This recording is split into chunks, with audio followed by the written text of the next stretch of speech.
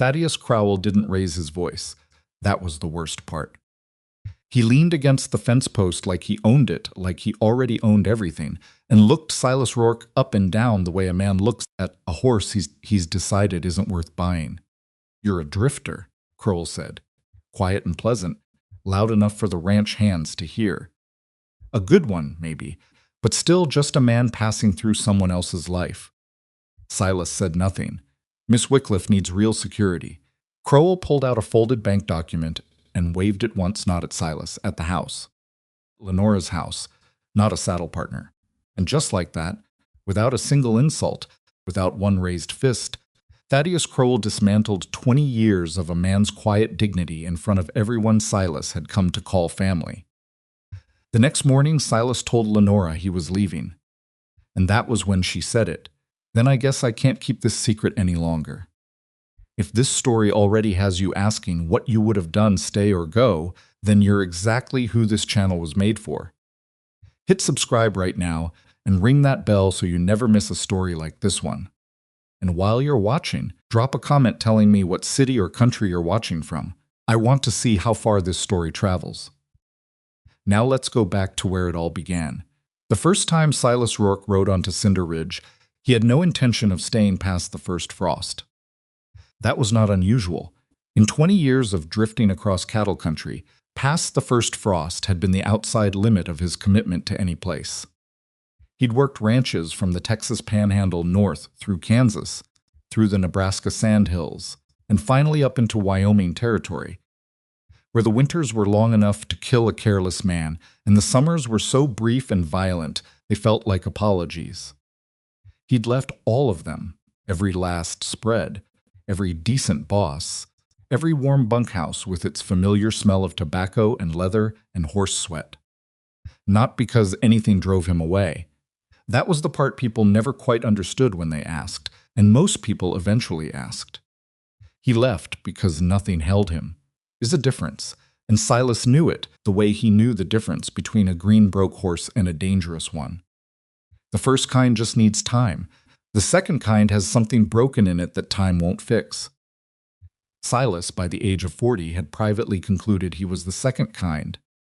He rode into Cinder Ridge on a Tuesday in late March, following a hand-drawn map given to him by a farrier in Casper, who said Harlan Wycliffe was looking for experienced horsemen. The map was wrong in 2 places and mostly useless, but Silas had a decent sense of the land and arrived before dark. What he found was a ranch that looked exactly like what it was, a place held together by stubbornness and pride, with fence posts that needed replacing, and a barn that had survived one winter too many without proper repair. The kind of spread where you could see at a glance that whoever ran it knew horses better than carpentry. Harlan Wycliffe came out to the gate himself, which Silas respected. Ranch owners who sent hired men to interview hired men told you something. Harlan was perhaps 60, with the deliberate movements of a man whose knees had long since stopped being optional about the weather. He shook Silas's hand the way old-time ranchers did, firm, quick, and only once. "Heard you worked Caldwell's place over in Johnson County," Harlan said. "Not a question. 3 seasons," Silas said. "Why'd you go?" Work was done. Harlan looked at him a moment. "Most men say the money ran out." "Most men aren't honest about it." Harlan almost smiled. "You particular about the work you take?" "I don't break horses the mean way," Silas said. "If that's what you're after, I'll save us both the conversation." This time Harlan did smile, and it was the real kind, the kind that reached the corners of a man's eyes and stayed there. "Come look at my problem horses," he said. That was how it started. The problem horses turned out to be 4 animals that a lesser horseman would have written off before spring. A roan gelding with a flinching terror of the saddle blanket, a gray mare who'd been roughed up enough times she didn't trust any hand near her left flank, and 2 younger horses that had picked up bad habits from being stalled together through a hard winter.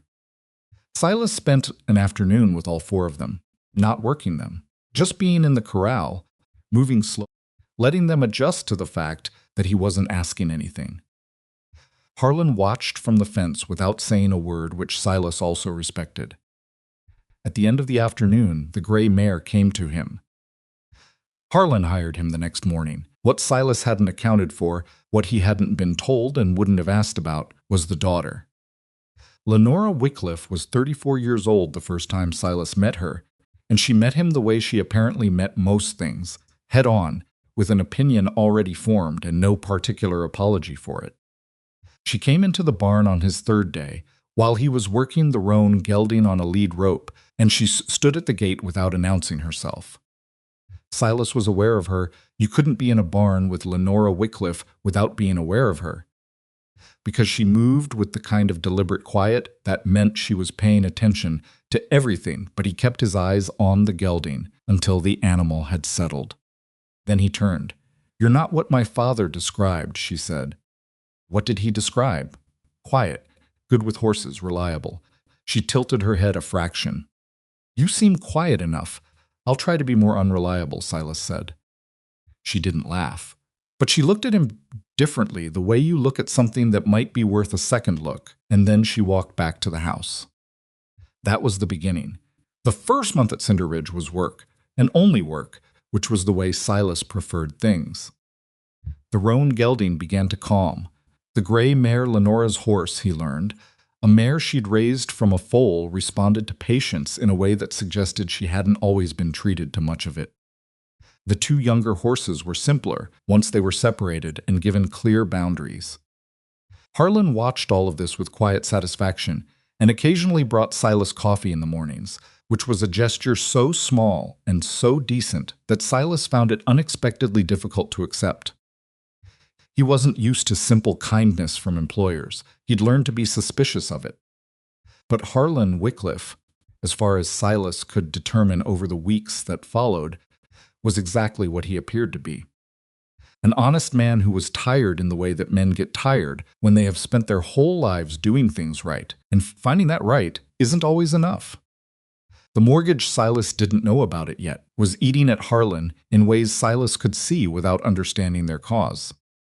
There were nights he saw the lantern burning in the ranch house long past midnight. There were mornings Harlan came to the barn with a face that said he hadn't slept. Once and only once Silas almost asked. Harlan shook his head before the question was fully out. "The ranch business is the ranch business," he said not unkindly. "You're doing what I need you to do, Silas. That's enough." It was Lenora who eventually told him, though not because she meant to. It was an evening in early June, the kind of evening Wyoming occasionally produced, that made you understand why anyone had stayed in the first place warm enough that the barn doors could stand open. The last light going long and gold across the grass, the gray mare standing quiet in her stall with her head low, the way horses hold themselves when they finally feel safe. Silas was cleaning tack when Lenora came in with that particular walk of hers, not rushed, but not aimless either, like she always had a destination and had just decided this was it.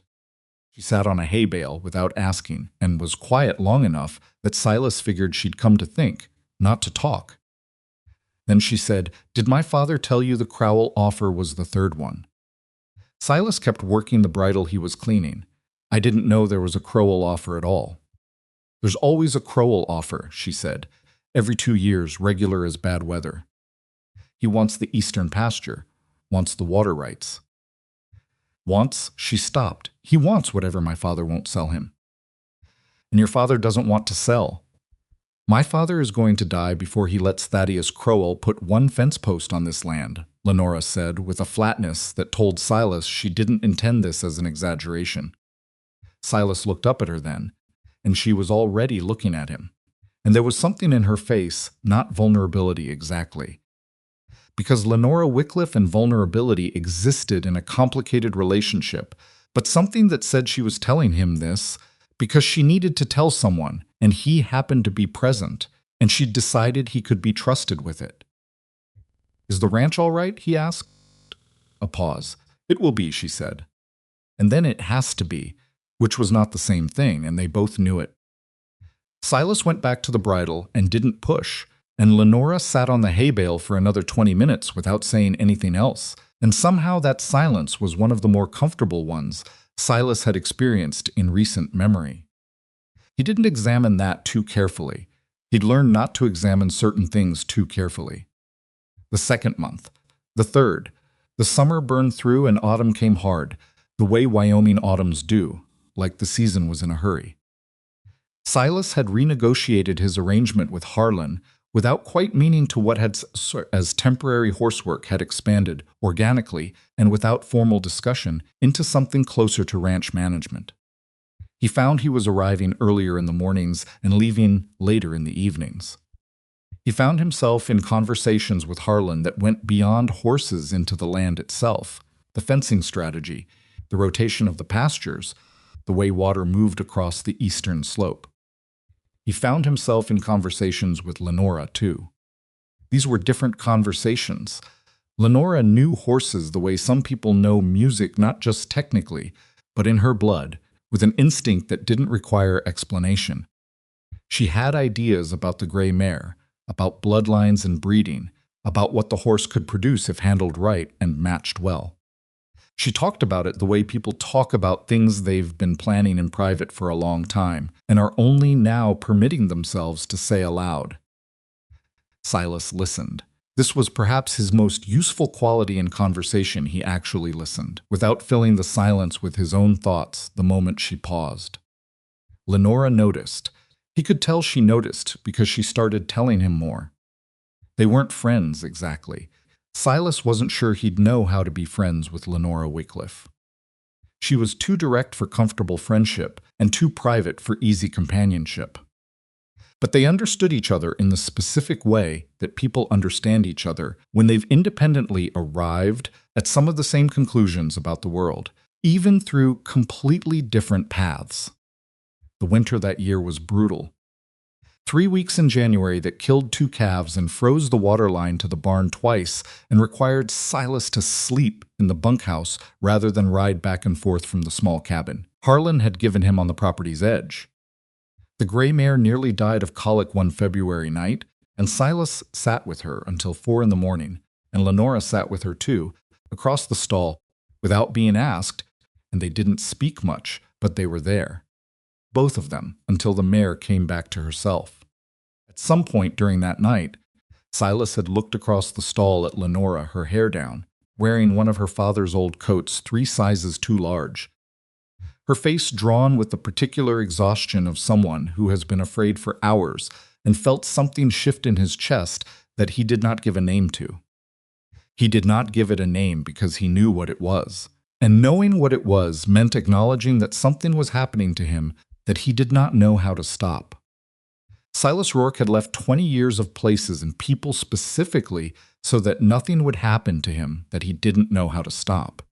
He went home to his cabin when the mare was safe, and he sat for a long time in the dark, and he thought about Montana or Colorado, or any of the other places where a man could start fresh without the complications of a gray mare's survival, or the way a particular woman looked at 4 in the morning when she was exhausted and afraid and still absolutely refusing to leave. He didn't pack his bags that night. He almost did. Then Harlan Wycliffe died in April, 4 days after Silas's first anniversary at Cinder Ridge, and everything changed. It was his heart, the doctor said, which came as no surprise to anyone who'd seen Harlan in the months before the grayish cast his skin had taken on. The mornings he moved slower than the weather could account for. The evenings he stayed on the porch longer than usual as if trying to memorize the view. Harlan knew, Silas understood afterward. The man had known something was coming and had spent his last good months making sure the ranch was as solid as he could make it, and the people he was leaving behind were as prepared as he could make them. He had hired Silas with that purpose in mind. Silas understood this now in the strange, raw clarity of grief. Harlan had seen something in him that first afternoon in the corral, not just a horseman, but a man who might stay and had bet the ranch's future, and his daughter's future, on that assessment. What Harlan hadn't known, or perhaps had known and simply hoped for, was that his assessment might already be too late.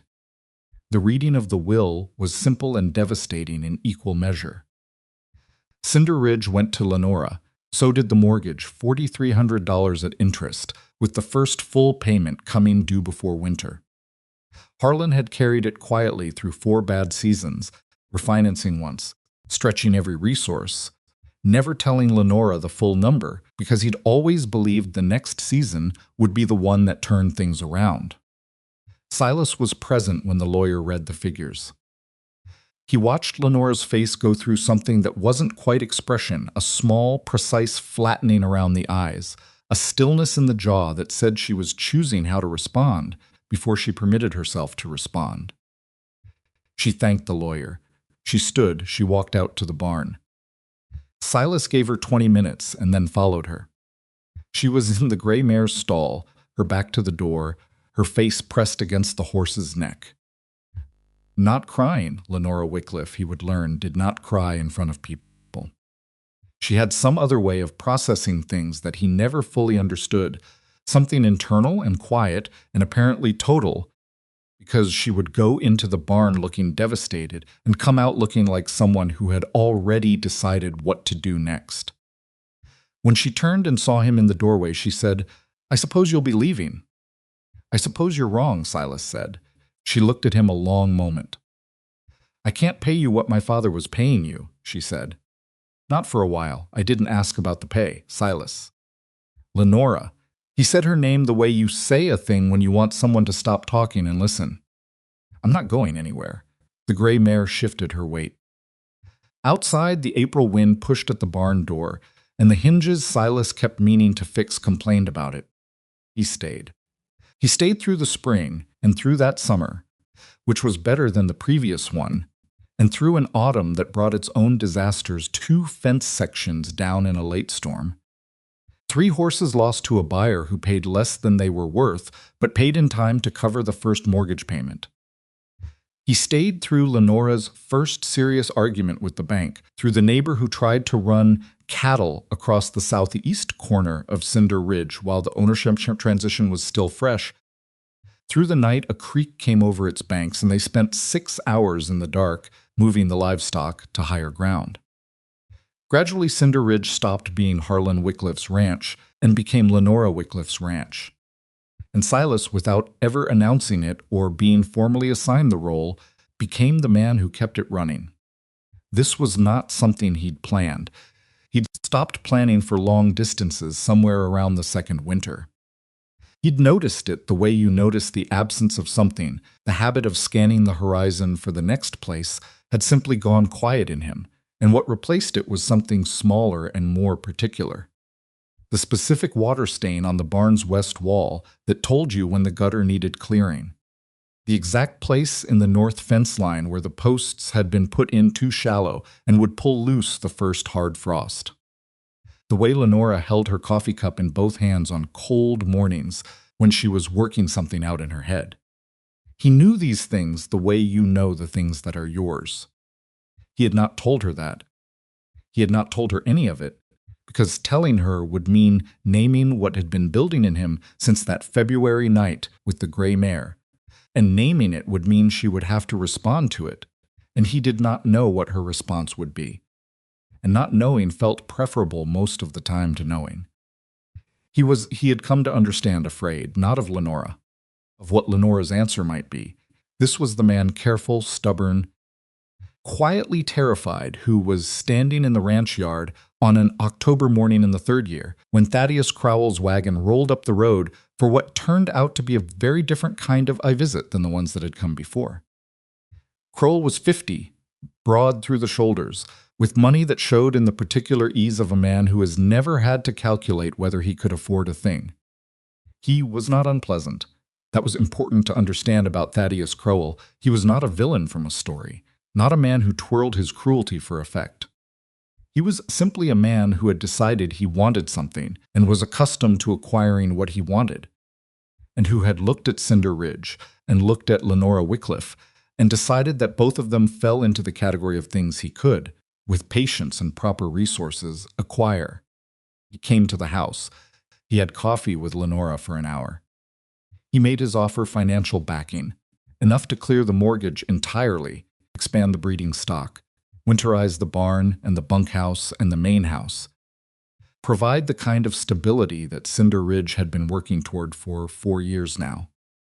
He presented the numbers with the confidence of a man presenting something he already considers settled. Silas was working the gray mare in the corral when Crowell came out of the house. Crowell stood at the corral fence and watched him work the horse for a while. Then he said, pleasantly and clearly, so that everyone nearby could hear, "She's a remarkable woman, deserves better than a hired hand who's still renting his space on someone else's land." Silas kept his eyes on the mare. "I imagine men like you have good intentions," Crowell continued, with a smile in his voice that was worse than an open sneer. "But intentions don't clear a mortgage. Intentions don't build a future. What that woman needs is a real partner, not a drifter who hasn't figured out yet that he's been here 3 years and still hasn't bought himself a single acre of his own." The mare stopped. She had felt it, the change in Silas's hands, the smallest tightening, the tiny involuntary signal that travels down a lead rope before the man at the other end even knows he's sent it. Silas breathed out slowly. He made himself breathe out slowly. Then he settled the mare, walked her to the fence, and handed her lead to one of the younger hands without looking at Crowell. That evening he sat in his cabin for a long time. He thought about what Crowell had said, not because it was cruel, though it was, but because it was aimed precisely at the thing Silas had never been able to argue against in his own head. What did he have to offer Lenora Wycliffe? He had his savings, enough to be modest about, built over 20 years of living on very little. He had 3 years of work on a ranch that wasn't his. He had a name that meant nothing past the next county line. Crowell had capital. Crowell had a future Cinder Ridge, could step into without fighting for every inch of it. Who was Silas to stand in the way of that? The answer came to him slowly, the way wrong answers sometimes come through the side door of exhaustion, when the defenses are down, and the fear has been waiting quietly for exactly this kind of opening. He was nobody. That was the answer his tired mind offered him on that October night, and he accepted it the way you accept things when you are 40 years old and alone in a cabin, and a smarter, wealthier man has just finished saying the words you've been half afraid were true. He was nobody, and Lenora deserved better, and the most decent thing he could do was go. He found her the next morning, before breakfast, before the hands were up, in that quiet hour when Cinder Ridge belonged only to the two of them and the birds and the particular light that came over the eastern ridge at dawn. "I've been thinking," he said. Lenora was leaning on the corral fence, watching the horses. She didn't turn. "That's a dangerous habit," she said. "There's a ranch management position, 300 miles west. Good pay. They've been asking for months." Now she turned. She looked at him the way she looked at horses she was trying to read, searching for something beneath the surface, the thing the animal couldn't or wouldn't say outright. Her face was composed in that way she had, the internal processing already happening, the expression held in check while she decided what to do with what she'd just been told. "When?" she said. "I told them I'd let them know by the end of the week." "And you're letting me know now." "I'm giving you notice," he said, which was the most cowardly version of the truth he could have offered her, and he knew it and said it anyway. "I'll stay through the end of the month. Get things set up so whoever you bring on has a clean start." The horses moved in the corral. The eastern light got a little brighter. Lenora turned back to the horses. "All right," she said. Just those 2 words, all right. And something in how she said them, flat, final. The voice of a woman who has already decided not to fight a thing she didn't expect, hit Silas somewhere between the ribs and made him wish, briefly and uselessly, that he was a different kind of man. "I'll tell them I'm leaving tomorrow," he said, and that was when something changed in Lenora Wycliffe's face. Something came undone. It was small. Most of the big things with Lenora were small on the surface because she guarded the surface like it was the last fence line between her and disaster. But it was there, a flicker, a crack, the involuntary motion of someone who has just heard something they were afraid of hearing and isn't quite able to keep that fear from showing. She was quiet for a very long moment. Then she said quietly, without looking at him, "Then I guess I can't keep this secret any longer." Silas went still, not the stillness of a man who has nothing to say.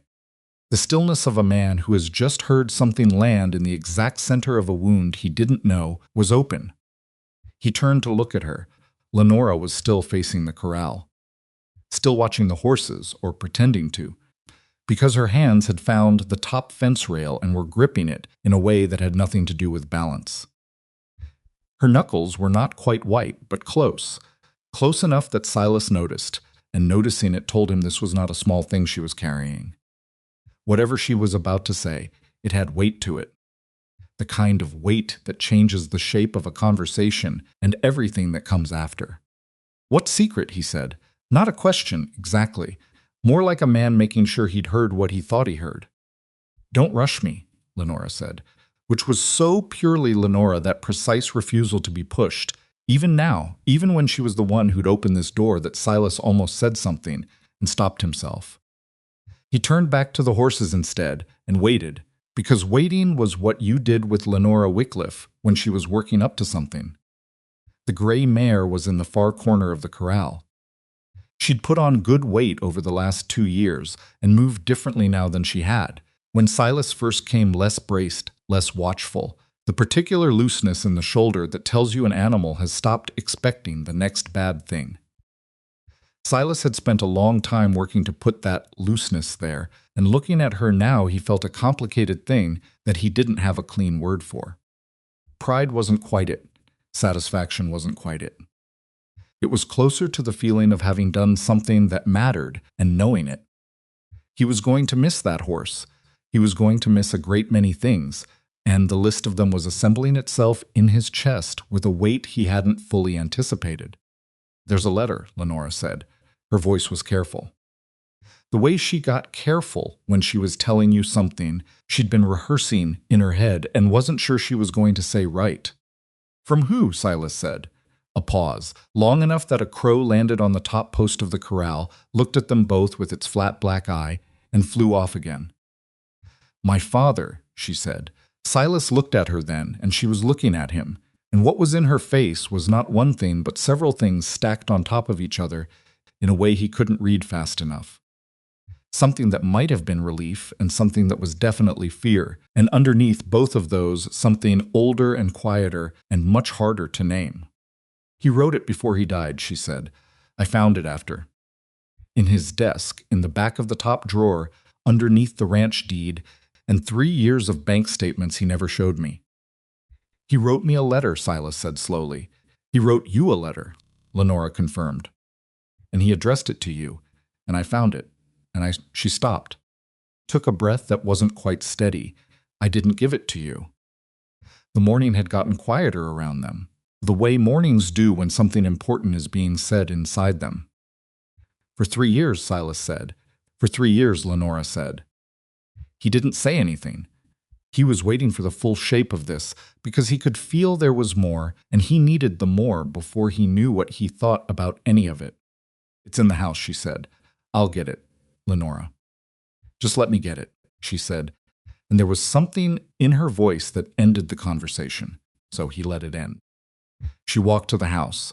Silas turned back to the corral and breathed and tried to think, which was difficult because his mind kept sliding off the surface of what she'd just told him like water off a steep roof. Harlan had written him a letter. Lenora had kept it. For 3 years. Through everything they'd built and everything they'd survived, and every morning at the corral fence and every late supper in the kitchen with the lamp burning low, and every conversation where he'd believed that he understood what was between them, what the silences meant, what the small chosen moments of trust meant. And there had been a letter, sitting in a desk drawer. He heard the screen door. He heard her footsteps crossing the yard. He didn't turn until she was beside him. The envelope was yellowed at the corners, not dramatic movie yellow, but the genuine kind, the slow kind that happens when paper sits in a drawer for a few years in a climate that doesn't know what mild means. His name was on the front in Harlan's handwriting, which Silas recognized from the inventory lists. Harlan used to leave him on the barn door, blocky, slightly forward-leaning, a man who'd learned penmanship from someone practical rather than elegant. Silas took the envelope. He didn't open it immediately. He held it and looked at his own name, written there by a dead man's hand, and felt something move through him that he wasn't prepared to examine in front of Lenora. "Do you know what's in it?" he said. "I opened it," Lenora said. "I know I shouldn't have. It was addressed to you." She paused. "But I opened it all right," he said. "I was going to give it to you," she said, and her voice had changed now, the careful, rehearsed quality gone, something rawer under it. "Right after I found it. I had it in my hand. I was going to come to the barn, and then She stopped again. "I read it first, and then I couldn't." Silas looked at her. "Couldn't what?" "Give it to you," she said. "I put it back in the drawer." He opened the envelope. Harlan's letter was 3 pages, written in the same practical hand, and Silas read it slowly, because some part of him understood that he was going to want to have read it slowly. Harlan wrote the way he spoke, without decoration, without the kind of sentiment that embarrasses practical men, but with an underlying directness that was more moving than sentiment would have been. He wrote that he'd been watching Silas for the better part of a year before he died, and that what he'd seen was a man who could have left a dozen times and hadn't. He wrote that Cinder Ridge needed someone who understood land and horses and the particular stubbornness required to keep a ranch alive through the kind of seasons Wyoming served up with regularity. He wrote that he'd been worried about Lenora, not her competence. He was clear about that. Lenora was the most capable person he'd ever raised. But there was a difference between competence and support, and a ranch this size needed both. Then he wrote the thing. He wrote that he intended to offer Silas a partnership in Cinder Ridge. Not as charity, not as inheritance, but as a proper business arrangement. He'd had his lawyer draw up preliminary paperwork, he said, though he hadn't executed it yet because he'd wanted to talk to Silas first, and the talking kept getting put off, the way important things get put off when a man believes he has more time than he does. He wrote that he'd noticed something else too. He wrote it plainly, in the practical, unsentimental handwriting of a man who called things what they were. He'd noticed that his daughter was in love with Silas Rourke. And he'd noticed perhaps he was wrong, but he didn't think he was wrong, and he'd been reading people for 60 years that Silas felt the same. He wrote that he wasn't telling Silas what to do about that. A man's heart was his own business, but he was asking Silas to stay, if Silas found it in himself to stay, because Harlan Wycliffe was dying, and he knew it, and he needed to believe his ranch and his daughter were going to be all right. He signed it, with respect and confidence, Harlan. Silas read the last page twice. Then he folded the letter carefully and put it back in the envelope and held it in both hands, and did not speak for a long time. When he finally looked up, Lenora was watching him with a particular expression. She'd had the night of the gray mare's colic, the face of someone who has been afraid for hours and is waiting for the thing they're afraid of. "He knew," Silas said. "Yes," Lenora said. "He knew, and he wrote this, and you had it for 3 years." "Yes." "Why?" He said it quietly. He wasn't angry, not yet. Or maybe he was something more complex than angry. "Lenora, why?" She looked away first, which was unusual for her, and that small departure from her own habits told him more than the words that followed. "Because if I gave it to you," she said, "and you read it, and you decided to stay—" She stopped. Started again. "I needed you to stay because you wanted to. Not because my father asked you to. Not because you felt obligated to a dead man's last request." Her jaw was set in that way it got when she was holding something in place by force of will. "I needed it to be your choice, Lenora. That was my choice to make," Silas said. "Not yours. I know that," she said. "I know." And for the first time in 3 years, Lenora Wycliffe's voice broke on a word. Just one word. Just the second no. Just a small fracture in the surface she kept so carefully maintained, but it was there. "I was afraid," she said. "I was afraid that you'd read it and feel like you owed something and stay out of duty or guilt, or because Harlan asked and you respected him. And I'd never know. I'd never know if what?" Silas said, though he could hear the rest of the sentence before she said it. She was quiet a long moment. "If you actually wanted to be here," she said. "Or if you were just too decent to say no to a dead man." He heard the wind move through the cottonwoods along the fence line. He heard one of the horses blow air through its nose in the corral. He thought about 3 years. He thought about what 3 years felt like, from inside them the slow accumulation of mornings and evenings, and arguments about fence posts, and the particular shared language that develops between people who have survived things together. He thought about the February night with the gray mare and what had moved in him then, and every deliberate step he'd taken since to keep that thing unnamed and manageable and safe from having to be answered. He'd been protecting himself. He'd thought he was protecting her. What changed, he said. Right now. What changed from yesterday to this morning? Lenora looked at him steadily. You said you were leaving tomorrow, she said. Not at the end of the month. Not soon. Tomorrow. And I realized that if I let you ride out of here tomorrow without telling you. A pause. I'd have kept the secret for nothing.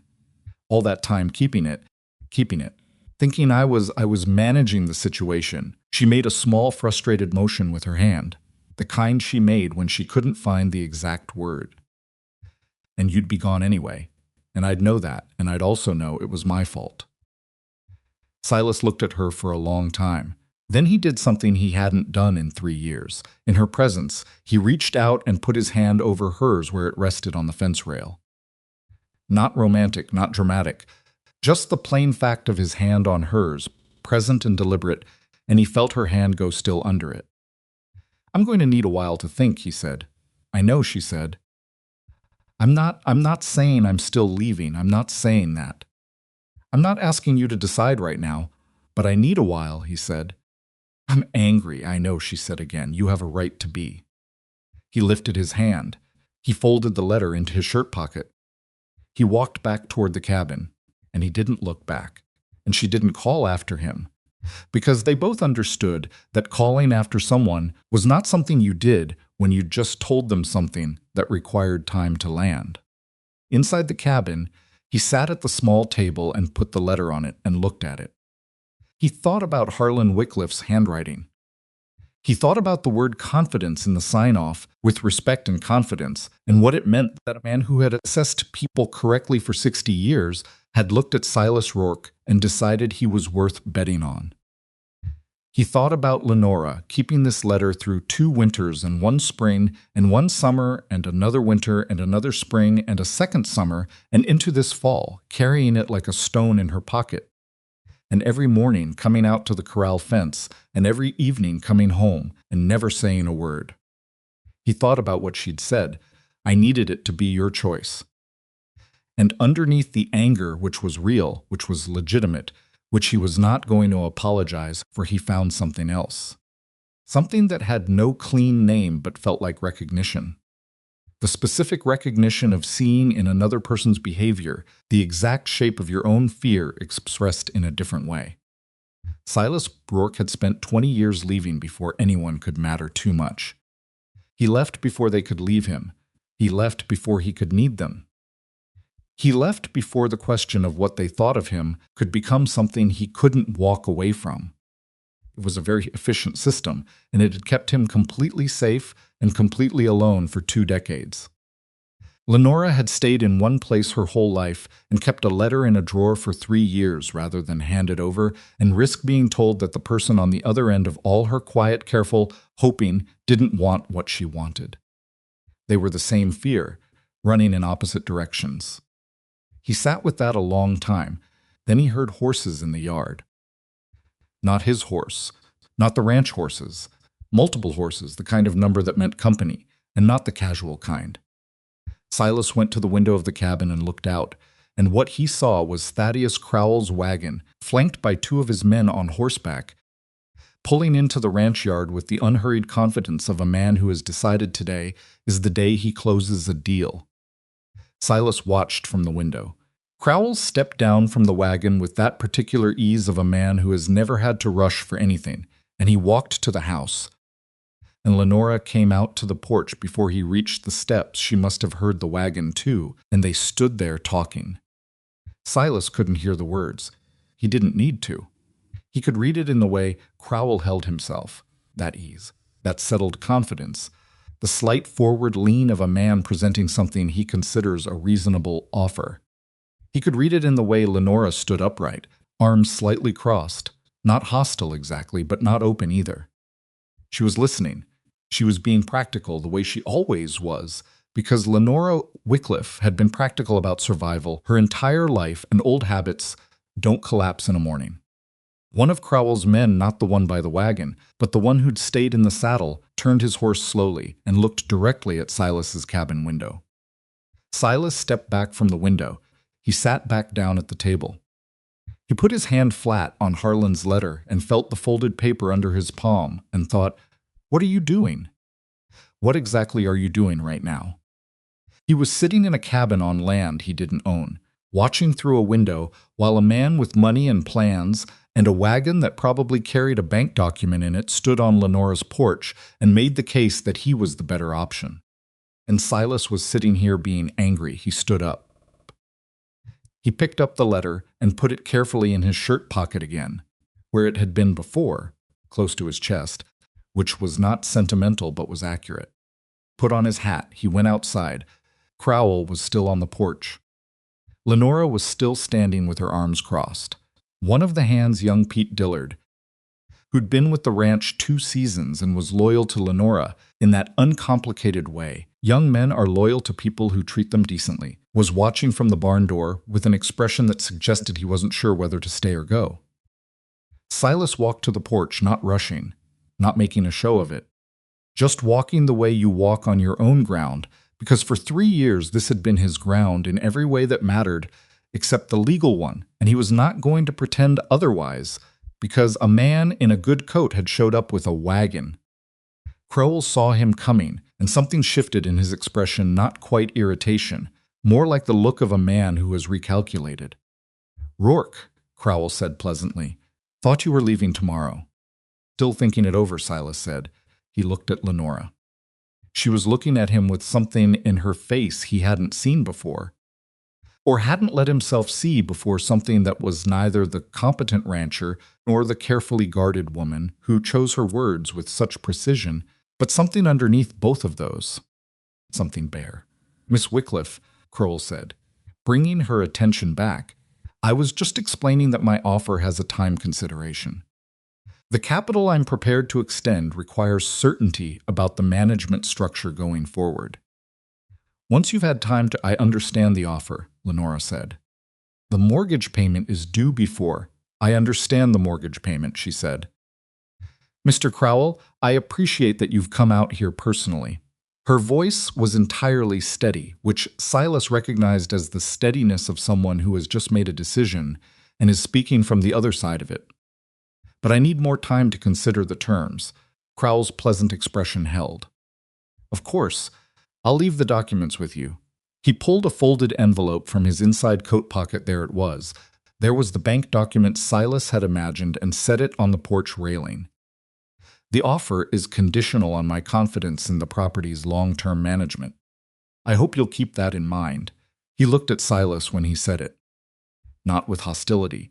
Worse than hostility, with the amused tolerance of a man who does not consider the thing he's looking at to be a serious obstacle. Then he tipped his hat to Lenora, turned and walked back to his wagon. Nobody spoke until the wagon had turned out of the yard and the sound of the horses faded down the road. Pete Dillard went back into the barn. Silas looked at the envelope on the porch railing. Lenora looked at Silas. "You came out of the cabin," she said. "I noticed what was happening," he said. "I was handling it." "I know you were. I didn't need Lenora." He said it the way he'd said it that morning, the same way, the way that meant stop and listen simultaneously. "I know you didn't need me to come out. I didn't come out because you needed me to." A pause. "I came out because I wanted to be here." The sentence landed between them, plain and unavoidable. She picked up Crowell's envelope from the railing and held it without looking at it. "He's going to make it difficult," she said, "if I don't accept." "I know," Silas said. "He has a lot of weight in this valley. Banks, buyers. He could make selling the horses harder." "I know what he can do," Silas said. "I've been here long enough to know." He took his hat off and held it and looked at her squarely. "How much of the mortgage is left?" she told him. It was less than he expected. Significantly less. He stood with that number for a moment. How? He said. The gray mare's first foal sold for more than I told you, Lenora said. The second foal sold for more than that. The breeding program, she paused. I've been putting everything back into the mortgage. Every surplus dollar for 2 years. I didn't tell you the full numbers because I wasn't sure it was going to work and I didn't want... She stopped. You didn't want to get my hopes up, Silas said. I didn't want to get mine up, she said quietly.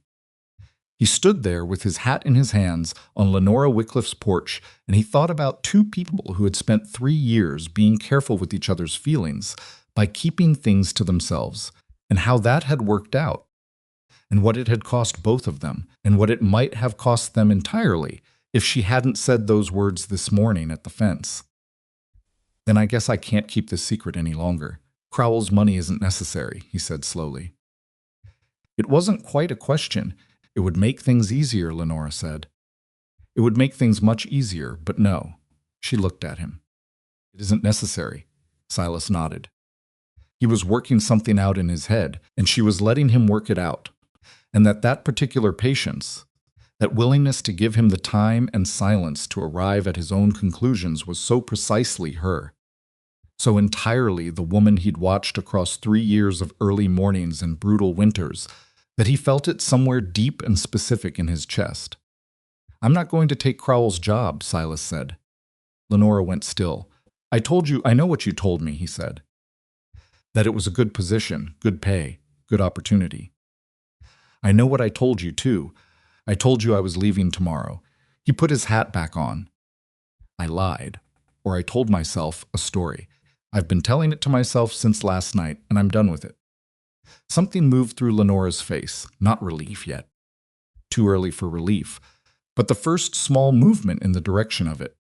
Silas, she said carefully, I need to say something else. More secrets, he said, and his voice was dry but not cruel. No, she said, just the truth. One more piece of it. She set Crowell's envelope down on the porch railing again, away from her, like she was putting distance between herself and it. I kept the letter because I was afraid. I told you that. But that's only half of the reason he waited. The other half, she said, is that I knew what it said. About the partnership. And about... She stopped, and stopped again, which was so unlike her that Silas found himself holding very still, understanding that he was watching Lenora Wycliffe do something she almost never did in front of another person. She was struggling, out loud, in front of him. My father wrote that he believed you cared for me. And I read those words, and I thought if I give him this letter, he reads it, and it changes how he acts toward me, I'll never know if that's real. Comes after is real. Her voice was steady, but only barely. Because maybe you'd have stayed and been kind to me, and maybe in time, something would have happened and it would look exactly like what I wanted, and I'd never know if it was because of my father's letter or because of me. Silas looked at her for a long time. Lenora, he said.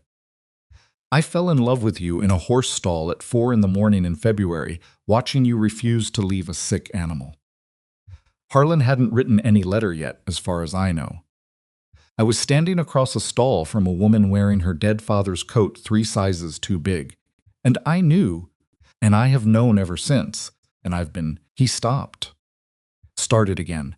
I've been a coward about it, every bit as much as you were. A different kind of coward, but the same thing underneath. The morning was very quiet around them. You were leaving, she said, and her voice was almost nothing. I was afraid, he said. Leaving is what I do when I get afraid. I've been doing it since I was 20. You kept a letter in a drawer. I packed a saddlebag. Different methods. He looked at her steadily. Same problem. She looked at him for a long moment. Then she did something he had not seen her do in 3 years. She looked away. Not with the controlled deliberateness of a woman choosing her composure, but with the involuntary turning away of someone who needs a second before they come apart, or come together, or both. When she looked back, her eyes were bright, and Lenora Wycliffe was not a woman who let her eyes get bright in front of people, and seeing it did something to him he was going to carry for a very long time. Crowell's going to push harder, she said. Let him push. He won't just stop at the offer. He'll make things difficult. He said, I heard what he said, Silas said. The first time and every time before that, he stepped up onto the porch so they were on the same level, which felt important. Everything on the same level. Let him make things difficult. We've done difficult. We have, she said. And there was almost something like a smile at the corner of her mouth, small and careful and entirely hers. I'm going to stay, Silas said, not because your father asked me to. Not because I feel like I owe a debt. I'm staying because I choose to. Because this place is... He stopped, and he was not a man accustomed to saying the exact true thing in plain language, but he made himself say it. Because this place is mine, the same way it's yours. I know that's not legal. I know I don't have paperwork. But that's something I intend to fix, Lenora looked at him. Fix how, she said. I have money saved, he said. Not Crowell money, but mine. I've been living on very little for 20 years and saving the rest, and it's sitting in a bank in Casper doing nothing useful. A pause. I'd like to buy in, properly, as a partner. Not because Harlan arranged it. My own arrangement, my own terms, my own investment. So that when I'm here, it's because I bought my place here. The wind came through the cottonwoods along the fence line, and the horses moved in the corral. And Lenora Wycliffe looked at Silas Rourke on her porch in the early morning light with Thaddeus Crowell's envelope, sitting on the railing between them like a question neither of them intended to answer his way. And she said, That would make you my partner. That's what I'm proposing, he said. In the ranch, he said. A pause that was long enough to mean something. And she said very quietly, and he said just as quiet. The gray mare called from the corral, that low particular sound she made in the mornings, the sound that said she was aware of the day and ready for it. And Silas thought that if there was a more perfectly timed interruption in the history of Wyoming Territory, he hadn't witnessed it, and something released in his chest that had been held tight for a very long time. Something that felt, against all his expectations, like finally being in the right place when the sun came up. Lenora picked up Crowell's envelope from the railing. She walked to the edge of the porch and set it down on the step. I'll send that back with a messenger this afternoon, she said.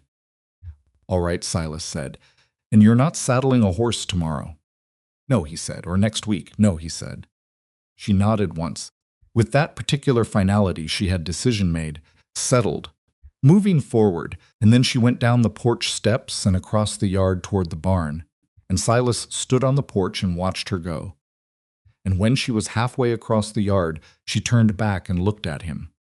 Silas, she said, yeah, the gray mare needs her feet checked this morning. Pete's been putting it off. I'll do it, he said. I know, she said, and she turned back to the barn. Silas stood on the porch for a moment longer, with the morning opening up around Cinder Ridge, the way mornings did out here, wide and clear, and with the specific quality of light that came off the eastern ridge when the weather was going to hold. He had Harlan's letter in his shirt pocket, close to his chest, pressed between the worn cotton of his shirt and the particular warmth of a man who has just, for the first time in 20 years, decided not to leave. He thought about Thaddeus Crowell. He thought about what Crowell would do when he received his envelope back this afternoon. He thought about the bank, and the remaining mortgage, and the work ahead, and the particular variety of difficult that came with refusing a man who was accustomed to getting what he wanted in a valley, where he carried significant weight. He thought about all of it, and he did not pretend it was going to be simple. Because nothing about Cinder Ridge had ever been simple, and nothing about Lenora Wycliffe had ever been simple, and those two facts were not drawbacks, but were, as best he could tell, precisely the point. He went to the barn to check the gray mare's feet. It was a regular morning task on a working ranch, and he had been doing it for 3 years. And the familiar weight of the hoof pick in his hand, and the familiar smell of the barn, and the particular way the gray mare shifted her weight to accommodate him, were all things he knew so completely that they had stopped being things he noticed and had become instead the texture of his days. He noticed them now. He noticed all of it, with the specific attention of a man who has just understood what he nearly threw away, and the gray mare stood patient and cooperative under his hands. And outside the barn, Lenora was talking to Pete Dillard about the afternoon's work, her voice carrying in the clear morning air with the brisk practical energy of a woman who has made a decision and is already moving forward from it. And Silas Rourke, 40 years old, drifter by long habit and choice, the man who had left every place that had ever mattered before it could matter too much, crouched in the dirt of a Wyoming barn and cleaned the feet of a gray mare, and for the first time in 20 years did not look at the horizon and calculate the distance to the next thing. He looked at the barn wall in front of him, and the water stain on the west side that told him the gutter needed clearing, and the familiar particular imperfections of a place he had come to know the way you know the things that are yours. He was home. He just hadn't said it out loud yet, but Thaddeus Crowell wasn't finished. And before this was over, Silas was going to have to prove it in a way that went beyond words. Crowell's messenger came back the same afternoon, not with a reply.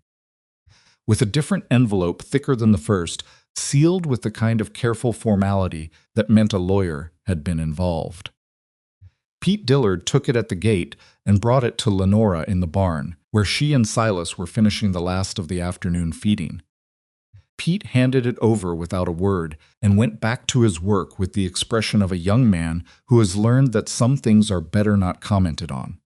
Lenora turned the envelope over in her hands. She didn't open it right away.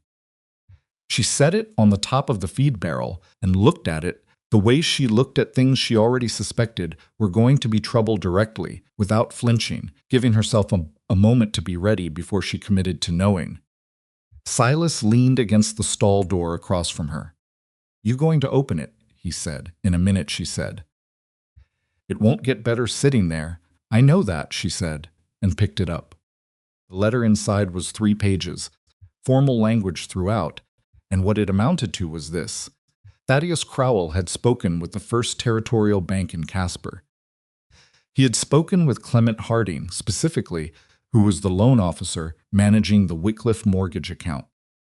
He was writing to inform Lenora that Mr. Harding had expressed certain concerns about the current management trajectory of Cinder Ridge, and that given those concerns, there was a possibility the bank might wish to revisit the terms of the existing mortgage arrangement in advance of the next scheduled payment. Lenora read it twice, then she handed it to Silas without comment. He read it. "He's pushing on the bank," Silas said. "He knows Clement Harding," Lenora said. "They've done business together for years. Harding handled the refinancing 2 years ago when my father was." She stopped. "When things were difficult. How much leverage does Harding actually have over the terms?" "More than I'd like," she said. The refinancing added a clause. "I didn't fully understand it at the time. My father handled it, and I only read the full document after he died." She crossed her arms. "There's a management stability clause. If the bank determines the property's management has materially changed from the conditions under which the loan was issued, they can request a review." Silas looked at her. "A review meaning what?" he said. "Meaning they could accelerate the payment schedule," she said. "Demand more of the balance sooner than the current terms require." On what grounds would the management have changed? Lenora was quiet a moment. "My father was the named borrower. When he died, the loan transferred to me. Harding accepted that without comment at the time, but he noted it in the file. Crowell is telling him now that there are additional management uncertainties." She pressed her lips together briefly. "That clause is vague enough that a friendly reading would go Crowell's way." Silas folded the letter and set it back on the feed barrel. He stood and thought about it. Not the panicked kind of thinking, not the kind where the problem is too big and you're looking for an exit. The kind where you work through the shape of a thing, methodically, because the shape of a thing tells you where the weak points are. "How much is left?" he said. "Exactly." Lenora told him the number. It was the same number she'd told him that morning, but hearing it a second time, with Crowell's letter on the barrel between them, made it sit differently. It was not an impossible number. It was not even, with Silas's savings factored in, a particularly frightening number. But it was a number that required time, and what Crowell was attempting to do was remove the time. I need to go to Casper, Silas said. To do what? Talk to the bank directly, not Harding the bank. Find out exactly what Crowell said and exactly what the actual terms of that clause are, not what Crowell wants Lenora Wycliffe to believe the terms are. That could take 2 days. Then it takes 2 days, he said. Lenora was quiet for a moment. She was doing what she always did when she was processing something holding very still on the outside while everything moved very fast on the inside. He'd learned to read that stillness for what it was. Not passivity, the opposite of passivity. He's doing this to force a timeline, she said. If I'm worried about the bank, I'm more likely to take his offer before I've had time to think clearly. That's exactly what he's doing, Silas said. It's a smart play, she said, not without a certain grim appreciation for the mechanism of it. It is, Silas agreed. And it might not work, or it might, she said. Lenora. He looked at her squarely. I told you this morning I'm staying. Staying means I'm in this, all of it, not just the horses and the fencing. He paused. You understand that? She looked at him for a moment with something in her face that was still navigating the territory between what she knew and what she'd allowed herself to believe. I'm beginning to, she said. He left for Casper before sunrise the next morning. Not with everything he owned, that was a different kind of leaving, and they both knew the difference. He left with a change of clothes, his savings documents, and Harlan's letter in his shirt pocket, because he'd discovered that he felt better with Harlan's letter close to him, which was the kind of thing he'd have been embarrassed to admit to anyone, but which was simply true. Lenora was up when he saddled his horse. She didn't come out to the yard, but the kitchen light was burning, and he could see her shadow moving behind the window. He understood that she was not going to stand at the fence and watch him ride out. That was not something Lenora Wycliffe did. She was in the kitchen, making coffee at 5 in the morning, because that was how she handled things that required handling. He rode out. The road to Casper in November was not a comfortable road. The temperature had dropped overnight, and the ground was hard under the horse's feet, and the sky had the particular flat gray quality that meant weather was thinking about arriving.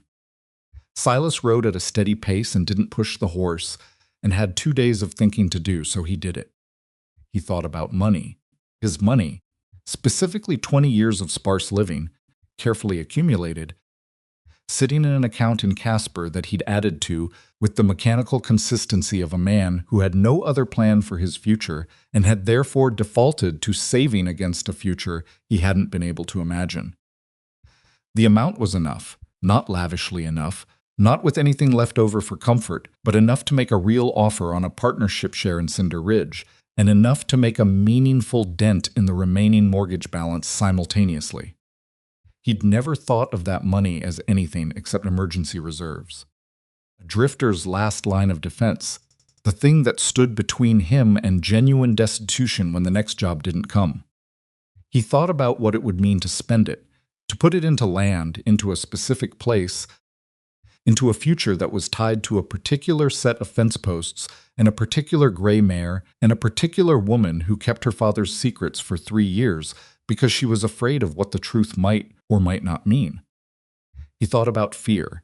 He thought about it for most of the ride to Casper, turning it over the way you turn a stone over to see what's under it. He had told Lenora that morning that leaving was what he did when he got afraid. He'd said it plainly, which was not his habit, but it had been a morning for plain things. And it was true, it was entirely true, but saying it plain didn't make it simple.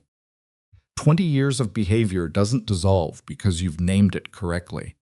The habit of leaving was woven into him, the same way the gray mare's wariness had been woven into her before patience worked it loose. It didn't go away. You just kept choosing differently, day after day, until the new choice started to feel like the natural one. He hadn't gotten to the part yet where staying felt natural. He was still in the part where it felt like a decision he had to keep making. He arrived in Casper in the late afternoon of the first day, stabled his horse, and found a room at a boarding house on the main street that smelled like coal smoke and boiled cabbage, and was entirely adequate for a man who had slept in bunkhouses across 4 territories. He ate a meal he didn't pay much attention to and went to sleep early. The next morning, he was at the First Territorial Bank when they opened.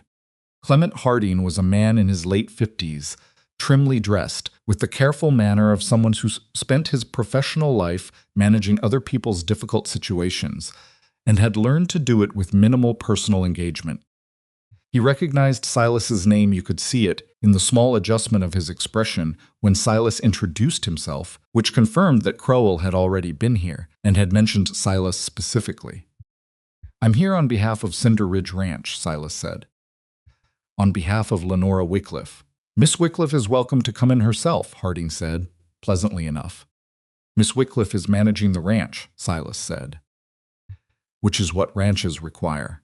I'm here to discuss the terms of the existing mortgage, specifically the Management Stability Clause, and what would actually trigger a formal review under that clause." Harding folded his hands on his desk. "Mr. Rourke, I'm not certain that's information I'd share with the man who intends to become a co-owner of the property in question," Silas said. "Within the week." Harding looked at him. Silas looked back and did not fill the silence. "You're proposing to purchase an ownership stake," Harding said. "A partnership share," Silas said, properly recorded. "Which would mean the management of Cinder Ridge is not a single-person operation. It's a documented co-ownership between Lenora Wycliffe and myself, which would render the stability clause considerably less applicable than Mr. Crowell apparently suggested to you." A pause, Mr. Crowell expressed some concerns, Harding began. "I'm sure he did," Silas said. "Mr. Crowell is interested in acquiring Cinder Ridge at a favorable price. A ranch under financial pressure is a ranch that might accept an unfavorable offer. I understand why he'd want to create that pressure." He kept his voice even. "I'm here to tell you that there is no instability at Cinder Ridge. The remaining mortgage balance will be met according to the existing schedule. And within the week, the management of that property will be formally documented as a co-ownership, which I'd appreciate you noting in the account file." Clement Harding looked at Silas Rourke for a long moment with the expression of a man recalibrating. "You'd need to have the partnership documentation filed with the county recorder," Harding said. "Not just my note, I understand that," Silas said. "I intend to," is sufficient, Silas said. He named the number. He watched Harding's expression adjust again, slightly, in a direction that was more respectful than the previous one. "I see," Harding said. "I'd also like to make a partial payment on the balance today," Silas said. "From my personal account, to be applied directly to the principal." He named that number too. It was a significant number. Large enough that it changed the shape of the conversation in Harding's office the way a large payment tends to change the shape of conversations in bank offices. It moved things from the theoretical to the concrete. And concrete things are harder for a man like Crowell to unsettle with suggestion and implication. Harding unfolded his hands. "I'll need some paperwork," he said. "I expected that," Silas said. "I have time." The paperwork took most of the morning. Silas signed his name in several places and watched numbers move from one column to another and thought about Harlan Wycliffe, who had spent his last years fighting for this same ground in the same office with the same careful bank officer, and felt something that was grief and gratitude mixed together in a proportion he couldn't separate. He was out of the bank by noon. He went to the county courthouse next and spoke with the recorder's office about the process for filing a co-ownership arrangement on an existing titled property. He learned what he needed to learn and wrote down what he needed to write down. It was going to require Lenora's signature and a formal agreement and a few more documents than he currently had, but the shape of it was clear and achievable, and he would be back in Casper before the week was out. He rode back to Cinder Ridge the following morning. The weather that had been thinking about arriving had arrived in the night, not a serious storm, but a thin, cold November snow that had laid itself across the valley like a first statement of intent. The road back was slower than the road out. Silas didn't mind.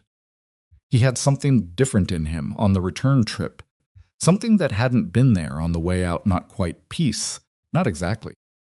more like the particular feeling of having committed to a course of action that is irreversible and finding that irreversibility to be a relief rather than a trap. He'd spent money, real money, the kind of money that took 20 years to save. He'd spent it on a piece of land in Wyoming and a mortgage balance and a future he'd decided to claim as his own, and he felt, riding through the thin snow back toward Cinder Ridge, like a man who had finally put down something very heavy he'd been carrying so long he'd stopped noticing the weight. When he rode into the yard, Lenora was at the barn.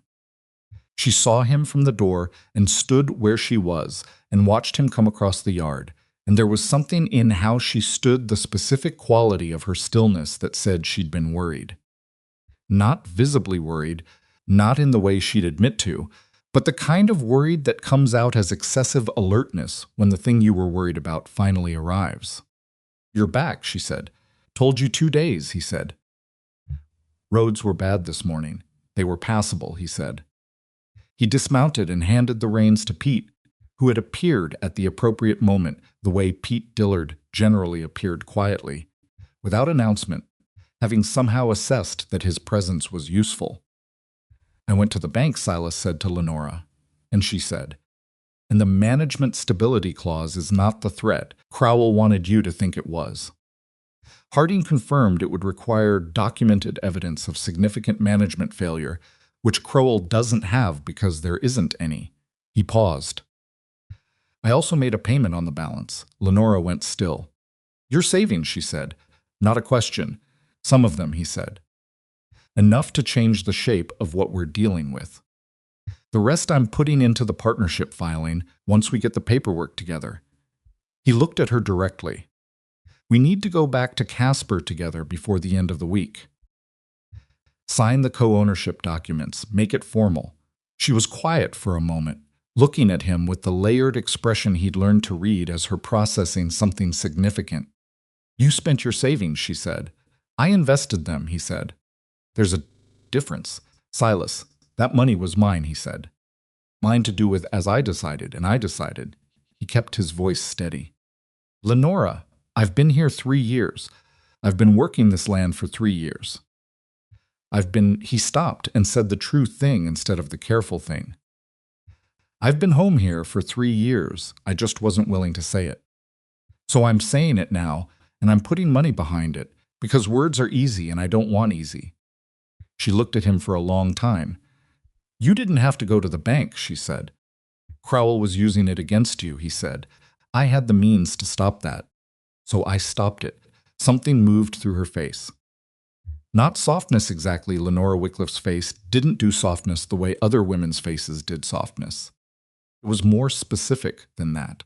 It was the expression of someone who has been carrying a weight alone for a long time and has just, unexpectedly, felt part of that weight lift and is not quite sure yet how to exist without it.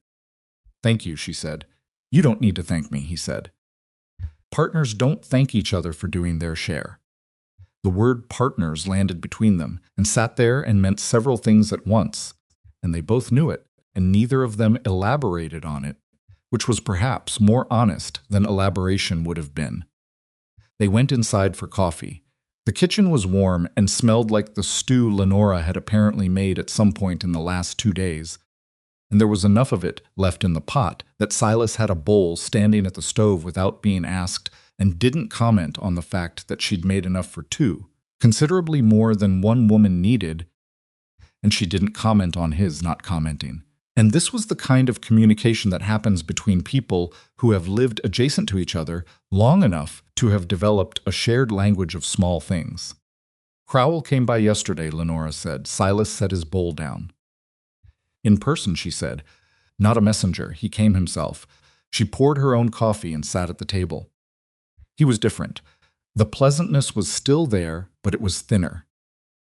"He said he'd spoken with the bank. He said he wanted to give me the opportunity to accept his offer before the situation became more complicated." "What did you say?" Silas said. "I said I'd have an answer for him by the end of the week," she said. "And what's the answer going to be?" Silas said. She looked at him with the particular look she had when she thought a question was unnecessary but was going to answer it anyway. "No," she said. All right, he said. He won't take it well, she said. He's not used to it. I know. He'll push on the buyers. He has relationships with most of the major horse buyers in the territory. He could make the next sale difficult. He could tell people the breeding stock isn't as strong as it is. He could. He has ways of making things difficult that are legal and hard to fight. Then we sell outside the territory, Silas said. Your gray mare's foals are good enough. The bloodline is good enough. We can find buyers in Colorado and Nebraska. It'll take longer to build those relationships, but it can be done. You've thought about this, she said. I've had 2 days of writing to think, he said. She turned her coffee cup slowly in her hands, both hands, the way she did on cold mornings when she was working something out. He watched her do it and thought about how many mornings he'd watched her do exactly that and understood it now as a thing he'd been memorizing without knowing he was memorizing it. There's something else, she said. He waited. Crowell said something before he left yesterday, Lenora said. She paused, and something changed in her voice. Not much, but enough. He said that whatever I thought Silas Rourke was to me, I should understand that a man who'd spent 20 years never staying anywhere wasn't going to start now. He said I was making a mistake, trusting a drifter with my father's ranch. The kitchen was very quiet. He said that, Silas said. He said it pleasantly, Lenora said, the way he says everything. Silas looked at his coffee. He thought about what Crowell had said, and he thought about the particular accuracy of it, not that Crowell was right, but that Crowell had found the exact doubt, the precise old wound, and had pressed on it with the surgical confidence of a man who does his research. Silas had spent 20 years never staying. That was true. It was verifiably, documentably true. There was no argument against it that didn't rely on the claim that this time was different.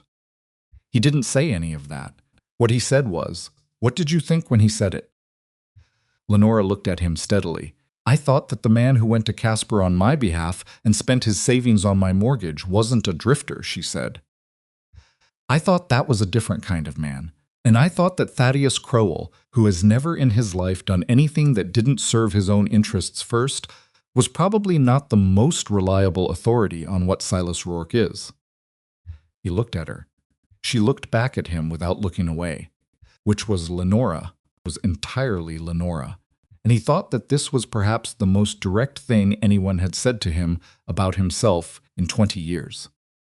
And it landed somewhere clean and permanent, the way true things do. I'll send him his answer today, she said, in writing. So there's no room for him to claim he misunderstood. I'll be here when he gets it, Silas said. You don't need to.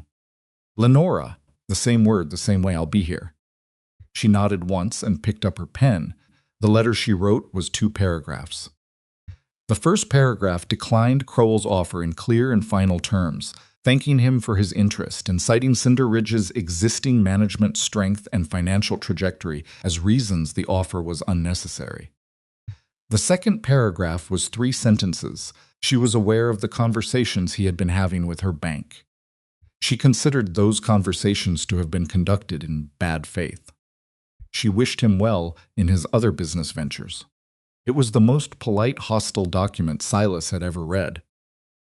She folded it, sealed it, and handed it to Pete Dillard with instructions to write it directly to Crowell's ranch, not send it, write it, personally, so that Crowell received it before the day was out. Pete took it with the expression of a young man who understood he was participating in something significant and was honored to be doing so.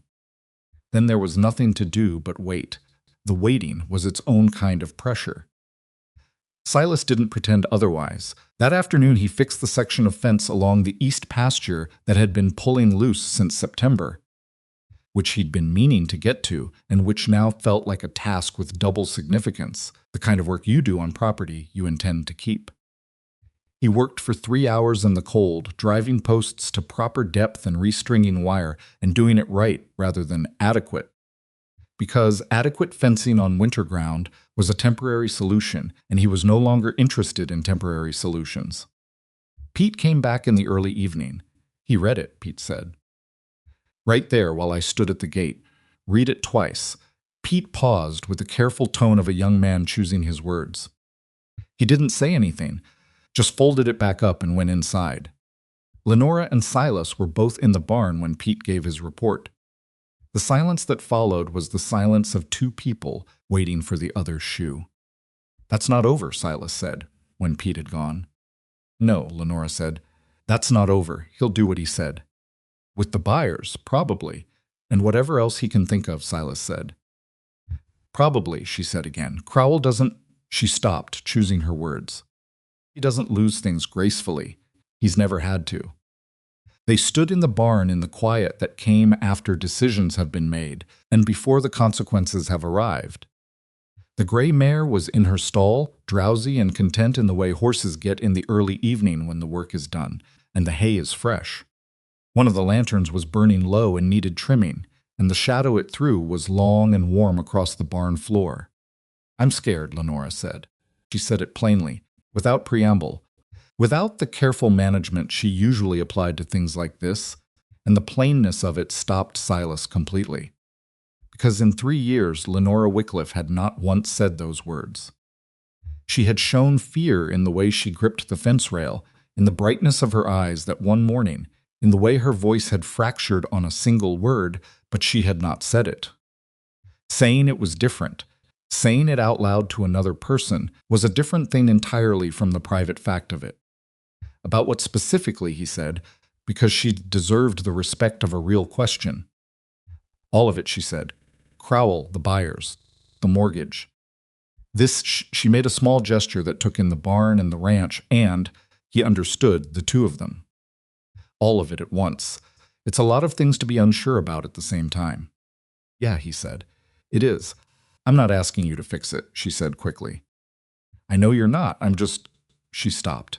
I'm telling you. Because I decided I was going to stop not telling you things. He looked at her in the low lantern light.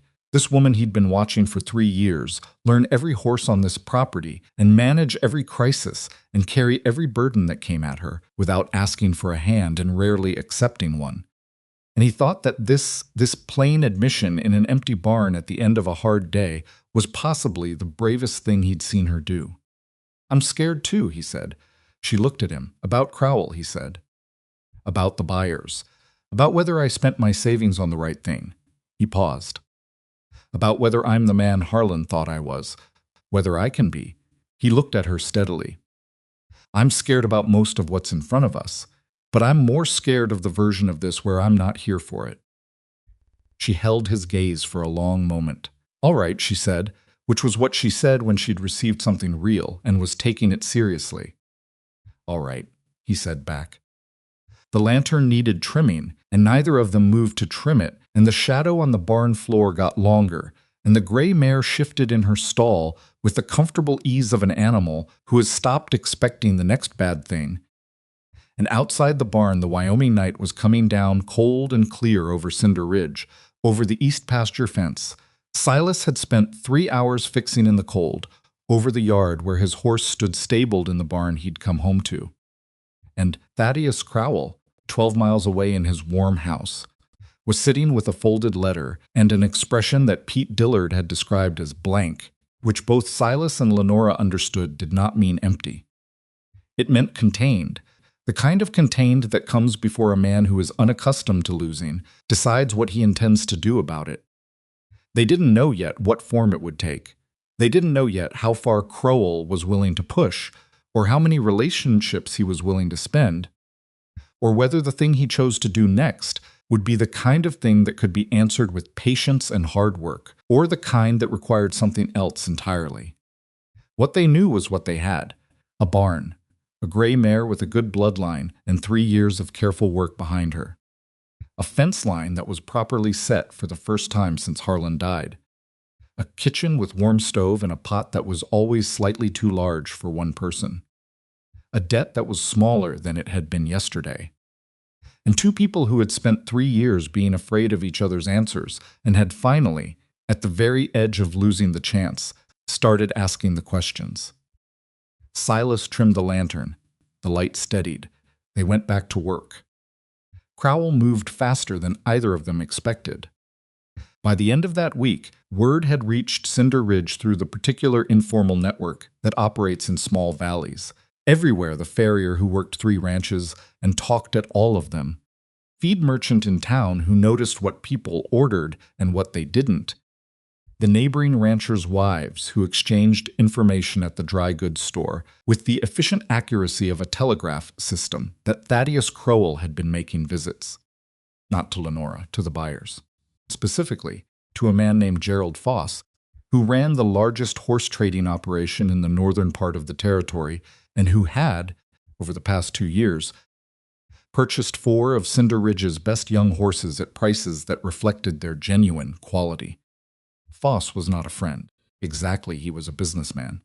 And businessmen in the horse trade maintained careful neutrality as a professional habit, but he had been reliable, and reliable buyers were worth more than their transactions. Pete Dillard heard it from the farrier, who heard it from one of Crowell's own hands, who had apparently mentioned it without understanding its significance. Crowell had ridden out to Foss's operation and spent the better part of an afternoon there. Pete told Lenora at breakfast Silas was already in the barn. Lenora came out to the barn with her coffee cup still in her hand, which told Silas something because she didn't normally bring her coffee to the barn. Crowell went to Foss, she said. Silas stopped what he was doing. When he said, 2 days ago, she said, before we even sent the letter. Which meant Crowell had been moving on 2 fronts simultaneously, the bank pressure and the buyer pressure, while still presenting himself at Cinder Ridge with his pleasant manner and his thick envelopes. The calculation in that was cold and methodical, and Silas found himself revising his estimate of Thaddeus Crowell upward in a direction that was not complimentary but was useful. A man who moved that deliberately needed to be understood clearly. We need to know what he said to Foss, Silas said. I can't exactly go ask Foss what Crowell told him about my horses, Lenora said. No, Silas said. She looked at him. You don't know Foss. I know horses, he said. Foss knows horses. That's enough of a start. She was quiet a moment, turning her coffee cup. He's cautious, she said. Foss. He doesn't like conflict. Then I won't bring any, Silas said. Foss's operation was half a day's ride northeast, which Silas made the following morning. The spread was larger than Cinder Ridge, organized with the particular efficiency of a man whose business depended on throughput horses coming in, horses going out, everything moving. Foss himself was somewhere in his mid-50s, heavy-set, with the careful eyes of someone who assessed value for a living and had learned to do it quickly. He came out to meet Silas at the gate with an expression that was professionally neutral and personally wary. Mr. Rourke, he said. He knew the name, which confirmed the visit had happened, and had included discussion of Cinder Ridge's personnel. Mr. Foss, Silas said, I appreciate you seeing me. I didn't exactly agree to see you, Foss said. You rode up. Fair enough, Silas said. He didn't get down from his horse right away. He stayed in the saddle and looked at Foss from there, which was sometimes the right posture when you needed a man to understand you weren't pushing. I won't take much of your time. I'd like to show you something. He reached into his coat and took out a folded paper, which he held out to Foss. Foss took it with the wariness of a man accepting something he hasn't decided whether to trust. He unfolded it and looked at it. It was a breeding record, the gray mare's complete record, 3 years of careful documentation in Lenora's precise handwriting. The foals and their subsequent sale prices and the reports from the buyers who'd purchased them on how those animals had developed. Foss read it the way horsemen read things quickly for the numbers, then slowly for the details. I know what Crowell told you, Silas said. He kept his voice even and without accusation, because accusing a man of listening to what someone told him was not a useful starting position. I'm not here to argue with it. I'm here to show you the record. Foss looked up from the paper. He said the breeding program was newer than advertised, Foss said. Suggested the bloodline documentation was less reliable than Miss Wycliffe represented. The documentation is in your hand, Silas said. The buyers who purchased those animals are names you know. You can write to any of them. Foss looked back at the paper. He also said, Foss continued, more carefully, that the ranch's management was in transition, that there was uncertainty about its future operation. There was uncertainty, Silas said. There isn't any more. He reached into his coat again and produced the second document, the preliminary co-ownership agreement he and Lenora had drafted, and that was waiting only for the county recorder's stamp when they returned to Casper at the end of the week. Cinder Ridge is operating under a formal co-ownership arrangement between Lenora Wycliffe and myself. The partnership is being recorded before the month is out. Foss read that document more slowly. Crowell has significant relationships in this valley, Foss said. He said it without inflection, which meant he was being honest rather than threatening. He does, Silas agreed, but you're a businessman, Mr. Foss. The horses Cinder Ridge produces are the horses they are, regardless of what Crowell wants them to be. The record's in your hand. Foss looked at the breeding documentation again. The gray mare's third foal, he said. Where is that animal now? Colorado, Silas said. I can give you the buyer's name. I know the buyer, Foss said. Something shifted slightly in his expression, a small recalibration. He was a cautious man, but he was also, underneath that caution, a man who knew horses and respected the evidence in front of him. Crowell's a good customer, he said. I understand that, Silas said. I'm not in the business of making enemies. Neither am I, Silas said. I'm in the business of raising horses worth buying. That's all I'm here to say. Foss folded both documents and held them out to return them. Keep the breeding record, Silas said, so you have it. Foss looked at him. Then he put the record in his coat pocket and handed back only the partnership agreement. I'll be at the spring sale in March, Foss said, if Cinder Ridge has animals worth looking at. We will, Silas said. He rode back to Cinder Ridge in the early dark, and the cold had sharpened during the afternoon, and his hands were stiff on the reins by the time he reached the yard. But there was something easier in him than there had been on the way out, not because the problem was solved, because it wasn't. Crowell still had other buyers and other relationships, and had demonstrated a patience for this kind of pressure that suggested he'd be applying it for a while, but because one specific wall had been looked at directly and had turned out to be, if not movable, at least not solid in the way they'd feared. Lenora was on the porch when he rode in. Not waiting, or not visibly waiting, she had a bucket she appeared to have been intending to do something with, though it had ended up set beside the door untouched. Foss, she said before he'd dismounted. He's cautious, Silas said. But he's honest. He'll come to the spring sale. She absorbed this. Crowell told him the documentation was unreliable, Silas said. Something moved through her face at that quick and sharp and controlled before it got all the way through. The documentation was Lenora's work. 3 years of careful records, every foal notated, every observation recorded in the particular detail of a woman who took the work seriously enough to document it precisely.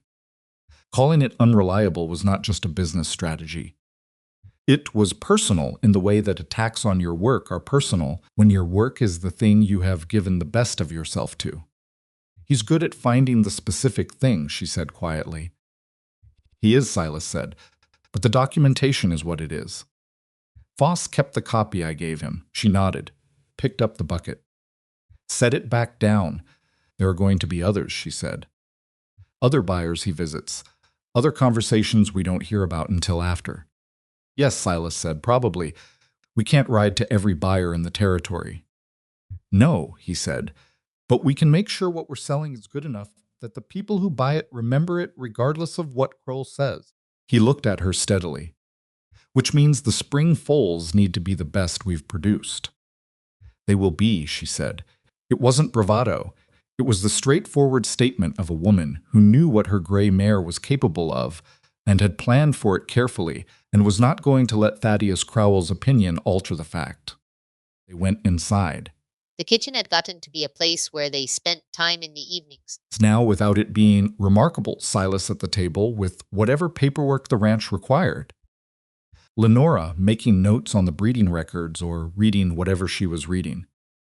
It had happened gradually, the way things happen gradually, When two people stop performing careful distance and allow the natural gravity of their habits to operate. They'd been doing it for years, probably, without acknowledging that they were doing it. The acknowledgement was new. The habit was old. It was a Wednesday evening, 4 days after Silas had returned from Casper, when the knock came at the door. Not Crowell's wagon. A single rider. One of the neighboring ranchers, a man named Dobie Walsh, who ran cattle on the property to Cinder Ridge's north, and who had been a reasonable, if not particularly warm neighbor since Silas had arrived. Walsh was in his 60s, weathered, plain-spoken, and had the particular quality of a man who had seen enough to know when something was worth saying directly. Lenora opened the door. "Miss Wycliffe," Walsh said, hat in his hand. He looked past her and saw Silas at the table, Rourke. He nodded once. "Can I come in for a minute?" They gave him coffee. He sat at the table with it and turned it in his hands and didn't drink it, which meant he was uncomfortable and was buying time. "Crowell paid me a visit this week," Walsh said. Silas set down his pen. "He's been visiting," Walsh said, "a fair number of people. I won't pretend I don't know what he's doing, because I think you both know what he's doing. He wants the Valley to understand that backing Cinder Ridge is backing a losing position." Walsh paused. "He told me specifically that the new co-ownership arrangement was going to create legal complications with the mortgage that could cloud the title." Lenora looked at Silas. "That's not true," Silas said. "I didn't figure it was," Walsh said, "but I also figured you should know he was saying it." "Why are you telling us?" Lenora said. She said it without suspicion. She said it the way she said most things, directly and without social cushioning, because she genuinely wanted to know. Walsh looked into his coffee. "Because Harlan Wycliffe was a decent man," he said, "and he ran a decent ranch, and I watched him fight for it for 30 years. And I watched you fight for it." He glanced at Silas. "Both of you, these past few years, whether it was announced or not." He put his coffee down. "Crowell's been in this valley 15 years, and he's been trying to absorb other people's land for most of that time. He bought the Hennessy place when old Jim got sick and the bank called the note. He bought the Alder Creek property when the family had a bad run of winters and couldn't make the payment." He paused. "I don't know that there was anything illegal about any of it. But I know how the pressure got applied, and I'm telling you, because Harlan would have done the same for me." The kitchen was very quiet.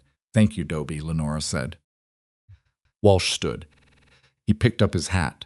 "The thing about Crowell," Walsh said at the door, "is that he doesn't stop on his own. He stops when the thing he's after is clearly out of reach. When it costs more to keep going than to let go." He looked at them both. "Make it cost more." He went out into the night. Lenora and Silas sat for a moment in the particular quiet that follows when someone has told you something important and then left you alone with it. "He's right," Lenora said. "I know," Silas said. "We need to be visible," she said. "The partnership needs to be public, not just filed at the county recorder. People in this valley need to know it exists and what it means." "The spring sale," Silas said. "Before the spring sale," she said. "The sale is March. That's 4 months. Crowell will spend 4 months talking." She was thinking out loud, the way she did when a problem had reached a certain size and needed to be approached from several directions at once. "The county recorder's office posts new filings in the Casper paper. When we file the co-ownership, it'll be in print." She paused. "But that's not enough. What do you want to do?" Silas said. She looked at him directly. "I want to have people here," she said. "I want to show them the ranch, the horses, the operation. I want the neighbors, the Walshes, the Pattersons, the Duncans, everyone Crowell has been talking to come to Cinder Ridge and see what we're building. So that when Crowell says the operation is in trouble, they've seen the horses with their own eyes." Silas thought about this. "A gathering," he said. "An open day," she said. "At the end of November, before the real cold sets in. People come. They see the horses. They see the ranch. She stopped briefly. "They see that we're here together, that this is real, and it's stable, and it's not going anywhere." "That's a lot of work in a short time," he said. "I know," she said. Pete and the two other hands and the two of us, he said. In 3 weeks. I know, she said again, with a look that said she'd already calculated it and arrived at the conclusion that it was possible if they didn't sleep much. He looked at her, this woman with her breeding records, and her gray mare, and her 3 years of quiet secrets, and her willingness, once she decided on a direction, to commit to it completely. And he thought, all right then, this is what staying looks like. Not a single moment, but 1,000 small commitments, each one chosen. I'll start on the barn tomorrow, he said. It needs to look like what it is. Which is what, she said. The operation of people who know what they're doing and intend to keep doing it, he said. The 3 weeks that followed were the hardest working weeks Silas had spent since his first winter on the ranch, and that was significant because those winters had been genuinely brutal. He and Pete replaced 2 sections of the barn wall that had been passable but weren't presentable. He rebuilt the tack room shelving that had been adequate for years, and was now under the scrutiny of someone preparing to be looked at, clearly insufficient. He had the water line to the main trough checked and reinforced, the corral fencing tightened, 2 of the paddock gates rehung so they swung properly. Lenora, meanwhile, did what Lenora did when she had decided something mattered. She applied herself to it with a totality that was slightly frightening to witness. She wrote letters to every neighbor within a half-day's ride, formal invitations, clearly worded, explaining that she was opening Cinder Ridge for a viewing day of the breeding program and would be grateful for their attendance. She prepared documentation on every horse on the property. She organized the breeding records into a presentation that could be handed to a visitor and understood without explanation. She also, on a cold Thursday afternoon in the second week, drove into town and spoke with the editor of the county newspaper about placing a notice, not an advertisement. A notice announcing the formation of the Rourke partnership at Cinder Ridge and the open viewing day at the end of the month. She came home and told Silas she'd done it. Rourke, he said. Alphabetical, she said, and there was the small, careful, almost smile at the corner of her mouth. Naturally, he said. The notice ran the following week. Silas saw a copy at the feed store in town, folded into the stack of papers by the counter, the way papers always ended up in feed stores, read and left for the next person. He stood and read it 3 sentences, his name and Lenora's name and the ranch name and the viewing date, and felt something he would not have been able to adequately describe. It was not quite pride. It was more specific than pride. It was the feeling of being, in print, in public, in the record, a person who belonged to a specific place. He'd never had that before. The morning of the viewing day was clear and cold, the kind of Wyoming November morning that looked beautiful from inside a warm building and was genuinely bitter once you were in it. Silas was up before 4, as were Pete and the other 2 hands, and by the time the gray light came over the eastern ridge, the barn was as clean and ordered as it had ever been, and the horses were fed and settled and presented. Lenora had been up since 3. He found her in the tack room at 5, sitting on a saddle stand with a cup of coffee that had gone cold, looking at the breeding documentation spread across the workbench. It's good, he said. I know it's good, she said. She stopped. You want them to see it, he said. I want it to be enough, she said, which was the real thing. Not the work was what it was, and it was solid, but the fear underneath the work that solid might not be sufficient against a man with Crowell's resources, and Crowell's patience, and Crowell's established relationships in the valley. It's enough, Silas said. You don't know that. No, he said. But it's what we have, and it's real, and real is what you put in front of people when you want them to see clearly. He looked at her. Crowell's been putting words in front of people. We're putting horses. She looked at him for a moment. Then she picked up her cold coffee, made a face at it, and set it down. I should make fresh, she said, standing. I'll do it, he said. You go check the gray mare, she went. The neighbors began arriving mid-morning. Not all of them, some Crowell had clearly reached well enough that they sent polite regrets through intermediaries, but more than Silas had expected. The Walshes came, Dobie and his wife Margaret, who brought a pie because Margaret Walsh brought a pie to every social occasion, regardless of what the occasion technically was. The Pattersons came, both of them, and stood at the gray mare's paddock for 20 minutes, asking Lenora questions about the bloodline, with the attentiveness of people who were genuinely interested and not performing interest. The Duncans came. 3 other neighboring families came whose names Silas was still learning. Gerald Foss came. He arrived alone midday, without announcement, and walked through the barn and the paddocks with the systematic thoroughness of a man doing a professional evaluation.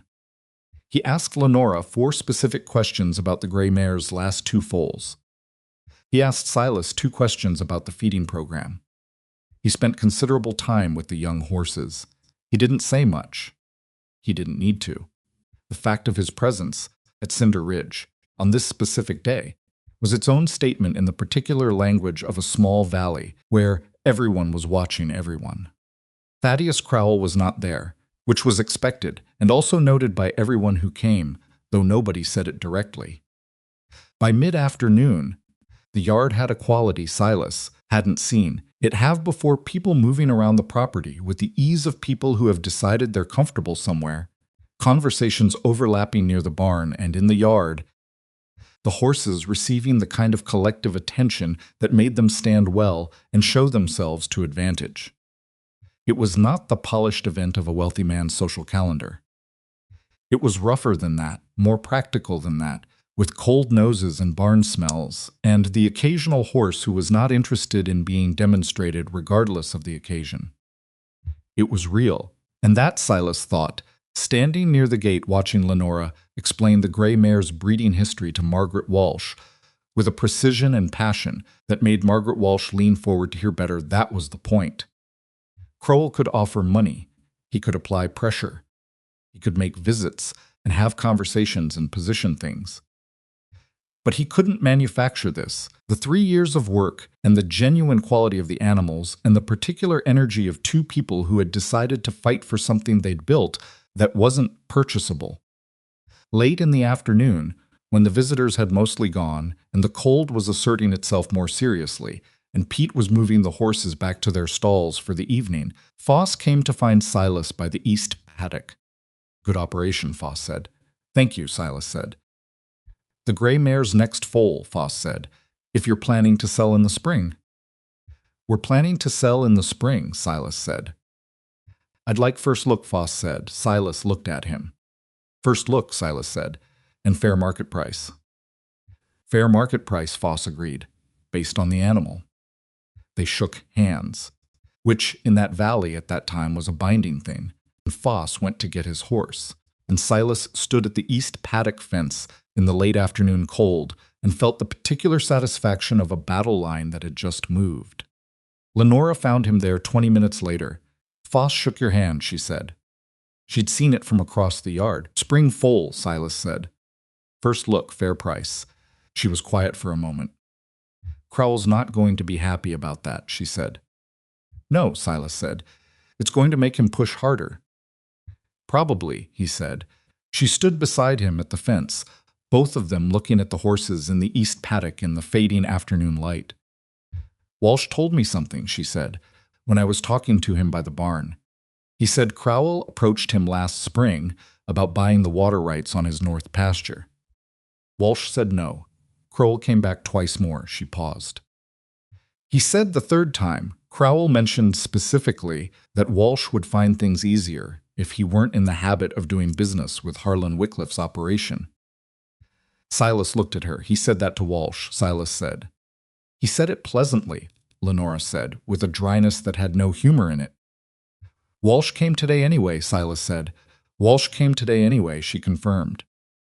They stood with that for a moment, the specific significance of it, what it meant that a man Crowell had leaned on had come to Cinder Ridge openly and brought his wife and her pie. "He's overplayed his hand with some people," Silas said slowly. "Walsh. Maybe the Pattersons. When you push people too hard, they start remembering that they don't like being pushed." "That's a slow process," Lenora said. "Everything worthwhile is a slow process," he said. She looked at him sideways. "That's almost philosophical," she said. Don't tell anyone, he said. It'll ruin my reputation. This time she actually smiled. Not the small, careful, almost smile, but a real one, brief and genuine. The kind you couldn't plan, and that arrived when something reached her before her guard did. He'd seen that smile perhaps 4 times in 3 years. He intended to see it considerably more. The evening came down over Cinder Ridge, and they sent Pete and the other hands home with extra pay for the day's work. And they closed the barn together and walked to the house together, in the cold that had gotten serious now. Breath visible in the dark air, the stars very bright and hard overhead. The county recorder, Lenora said at the porch steps. We need to go before the end of the week. Thursday, Silas said. The road's clear? Thursday, she agreed. She went up the steps. He followed. She pushed the door open, and the warmth of the kitchen came out into the cold air. The doorway, she stopped. Silas, she said. He stopped behind her. What you did, she said. The bank. Foss, the fence. All of it this month. She paused, and he could hear her choosing between the careful version and the true one. I know I can do this on my own. I have been doing it on my own. But a pause. Having someone do it with me is different. He didn't fill the silence. That's all, she said. I just wanted to say it, I know, he said. She went inside. He stood on the porch for a moment in the cold, looking out at the dark yard and the dark shapes of the barn and the paddocks beyond and the eastern ridge black against the stars. Everything he owned was inside this fence line now, not just his savings, not just his work, but the accumulation of 3 years of mornings and the particular knowledge of this specific place and what it needed and what it could become. He'd spent 20 years treating ownership as a thing to avoid. The lightness of no attachments, the freedom of no obligations. He understood now that what he'd been calling freedom was something closer to blankness. The absence of things to lose, which is not the same as freedom, not even slightly, and which he'd confused for it because he'd never had enough of the real thing to know the difference. This was the difference. He went inside and closed the door against the cold. 3 days later, on a clear Thursday morning, he and Lenora drove together to Casper. They signed the co-ownership documents at the county recorder's office before noon, and the clerk stamped them and noted the filing, and told them the recording would be posted in the following week's edition of the paper. On the way home, Lenora drove and Silas sat beside her in the wagon, and the road was frozen and rough, and neither of them talked much. But it was the easy quiet of people who have just done something concrete and are sitting with the reality of it. Halfway home, she said, "It's official, it is," he said. "How does that feel?" she said. He thought about it honestly. "Like setting a fence post the right depth," he said. "After you've been looking at the shallow one for too long." She thought about that. "I think that might be the most romantic thing you've ever said," she said. He looked at her. "I'll try to do better," he said. "Don't," she said. "I mean it." That was exactly right. The wagon moved through the cold afternoon toward home, toward Cinder Ridge and the gray mare, and the east fence and the barn with its new wall sections, and the tack room with its rebuilt shelving, toward everything they'd chosen and everything they hadn't finished choosing yet. And 12 miles away, Thaddeus Crowell received word from his man in town about the recording and sat with it for a while in his warm house, and understood that the thing he had been maneuvering toward for the better part of a month had just become significantly harder to reach. And he was not, as Dobie Walsh had accurately predicted, a man who stopped on his own. What came next was going to require something more than a bank conversation and a visit to a buyer. What came next from Crowell was going to be the thing he'd been saving, the piece he hadn't used yet. The specific pressure he'd calculated would be the hardest to answer. Neither Silas nor Lenora knew what it was. They found out on a Friday morning in early December, when a letter arrived from Clement Harding at the First Territorial Bank, and Lenora read it at the kitchen table. And her face went through that precise flattening around the eyes that Silas had seen once before the day. The lawyer read her father's mortgage balance, and she set the letter down and looked at the wall for a moment before she spoke. "He found the clause," she said. "Which clause?" Silas said. There's a co-ownership provision in the original loan document, she said. Separate from the management stability clause, it states that any formal transfer or addition of ownership interest in the mortgaged property requires bank approval and may trigger a full reassessment of the loan terms. Silas was very still.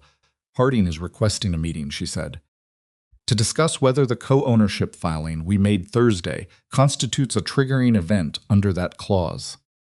The kitchen was quiet. Crowell told him about the filing, Silas said. Before the ink was dry, she said. She picked the letter up again and read it a second time, the way she read things that required full understanding before response. Then she set it back down and put both hands flat on the table and looked at Silas across the kitchen with eyes that were steady and frightened simultaneously. If Harding decides it triggers a reassessment, she said, he can require us to demonstrate financial stability under the new ownership structure. Which means we need to show the bank the full picture, Silas said. The breeding program numbers, the savings, the payment history. Everything, she said. He looked at her. Then we show him everything, he said. So Lenora, he leaned forward. Everything, all of it, every number, every record, every foal that sold and at what price and to whom. We put it in front of Harding and we let the numbers be what they are. He paused.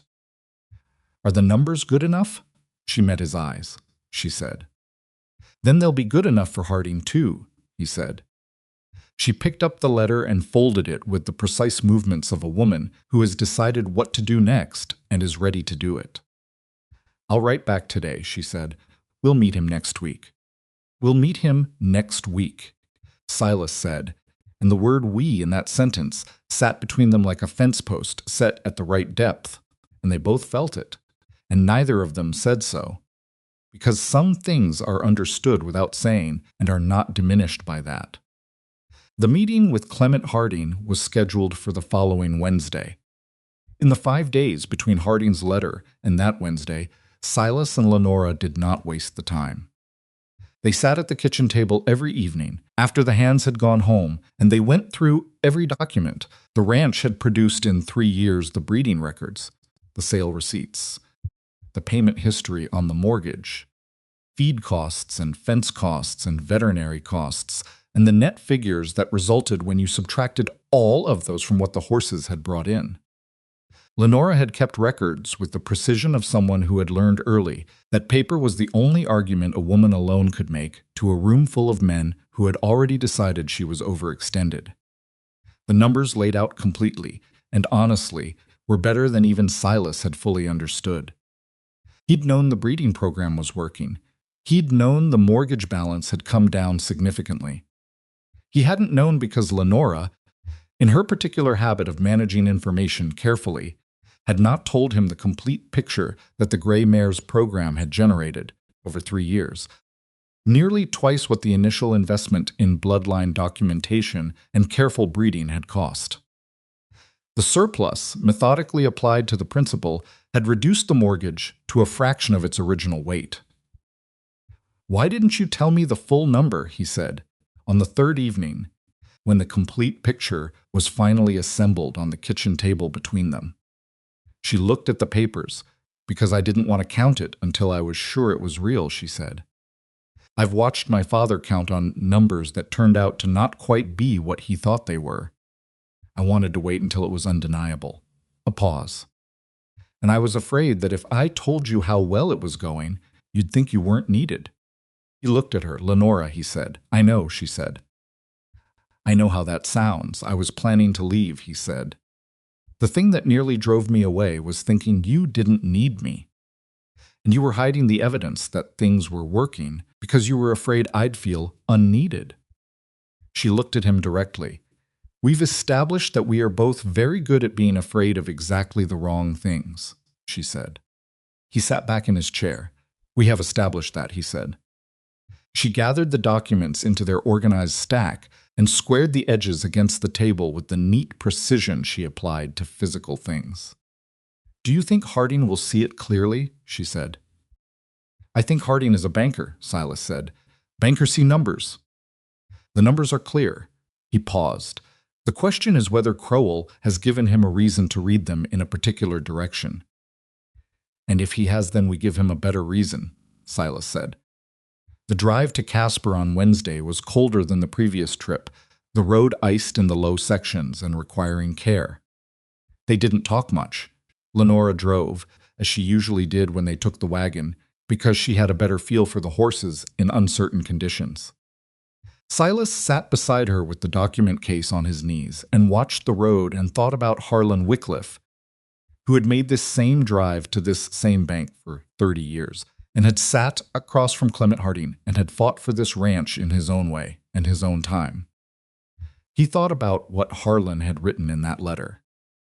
With respect and confidence, he thought about what it meant to be trusted by someone who had spent 60 years developing the judgment to know who deserved trust. He thought he would like to be worth it. He thought that was perhaps the closest he'd come to understanding what he was doing here, not just staying, not just choosing, but actively trying to become the man a good man had believed he already was. Clement Harding's office was warm after the cold of the road. Harding received them with the same careful neutrality he'd shown Silas on his first visit. Though there was a quality to his attention now that was different, he was watching them together, the two of them, noting whatever he noted about how two people occupy a shared space. They sat across from him, and Silas put the document case on Harding's desk and opened it. "I'd like to address the co-ownership clause directly," Silas said before anything else. Harding nodded. "The clause states that any formal transfer or addition of ownership interest requires bank approval and may trigger a full reassessment," Silas said. Keyword is may. It's discretionary, not automatic. "I'd like to give you the information you need to exercise that discretion correctly." He laid the documents out. Not all at once, he'd thought about the order carefully, the way you think about the order of things, when you need someone to follow a story and arrive at the right conclusion. He started with the payment history, because that was the foundation. 30 years of Harlan's payments, and then 3 years of Lenora's. Everyone made on time. Several made early, the balance declining at a rate that accelerated significantly in the past 2 years. Harding looked at the payment history without comment. Then Silas put down the breeding records. Not the full documentation. Lenora had prepared a summary. 3 pages. Clear and organized, showing the program's investment and return over 3 years. He put down the sale receipts beside it. Then he put down his own financial documentation. His account balance, his savings history, the payment he'd already made to the mortgage principal on his previous visit. Harding picked up each document and read it with the thoroughness of a man who had learned that details matter and had the patience to find them. The office was quiet except for the sound of papers and the distant sound of the street outside. Lenora sat straight in her chair beside Silas and did not fidget and did not fill the silence, which Silas recognized as a form of considerable discipline because he could feel, from where he was sitting, that she wanted to. Finally, Harding set down the last document. "The co-ownership structure," he said, "adds a second financially responsible party to a property that is demonstrably performing well and carrying a significantly reduced balance." He paused. "Mr. Rourke, you've already made a substantial principal payment." "I have," Silas said. "The reassessment clause is intended to protect the bank's position when an ownership change creates uncertainty about the property's management or financial stability." Harding looked at the papers on his desk. "I'm not seeing uncertainty. There isn't any," Silas said. Harding looked at them both. "There are people in this valley," Harding said carefully, "who have expressed different opinions." "I know," Silas said, "and I'd ask you to consider what those people's interest in the situation is, and whether their assessment of Cinder Ridge's stability is more reliable than 33 years of payment history and 3 years of documented growth in the breeding program." Harding was quiet for a moment. Then he said, "I'll note in the file that the co-ownership does not constitute a triggering event under the clause. The loan terms remain as established." Lenora's hands, folded in her lap, didn't move. But Silas felt rather than saw the small release of breath beside him. "Thank you," she said.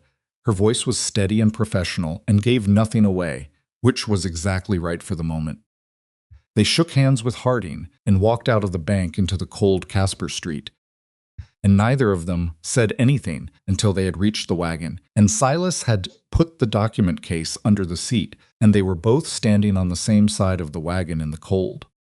Then Lenora sat down on the wagon step, which was not something she normally did in the middle of a public street, and put her face in her hands for approximately 4 seconds. Silas stood beside her and waited. She lifted her face. Her eyes were bright again, that specific brightness, and she blinked it back with the practiced efficiency of a woman who has a great deal of experience not crying in public. "All right," she said. "All right," he said.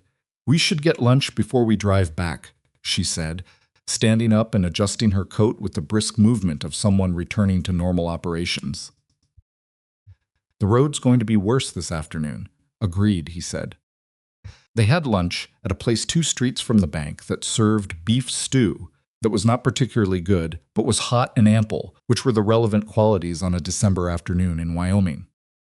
They sat across from each other in the warm interior and ate and talked about practical things, what Pete needed to order from the feed store, whether the second paddock's gate was going to survive the winter or needed replacing, the timeline for the gray mare's spring foal and when they should expect it and what they'd need to have ready. Ordinary ranch talk, the kind they'd been having for 3 years. Except that the document case under the wagon seat now contained papers with both their names on them, and there was a record at the county recorder's office and a note in a bank file, and the conversation felt, under its ordinary surface, like something that had shifted its weight to rest on a foundation that was different from what it had rested on before. More solid, more permanently arranged. Halfway through lunch, without particular preamble, Lenora said, "My father would have liked today." Silas looked up. "The meeting," she said. He always said the best conversations with a bank were the ones where the numbers did most of the talking. She turned her coffee cup. "He would have liked that we did it together. He arranged for that," Silas said. She looked at him. "The letter," he said. "He was trying to arrange for that." "You think he knew we'd end up here," she said. "I think he saw something," Silas said. That afternoon in the corral, when the gray mare came to me, he paused, thinking about it. He was watching. He saw what the horse did, and then he hired me. He looked at her. I think Harlan Wycliffe was a very perceptive man who understood that the right combination of circumstances, given enough time, might work out the way he hoped. Lenora was quiet for a moment. He was a bit manipulative, she said, and there was a warmth in it that was pure grief and pure love in equal measure. He was strategic, Silas said. There's a difference. She smiled, the real smile, brief and genuine. He would have argued that point endlessly, she said. I know, Silas said. I think I would have enjoyed it. They drove home through the cold afternoon, and the road was indeed worse, and it took longer than it should have.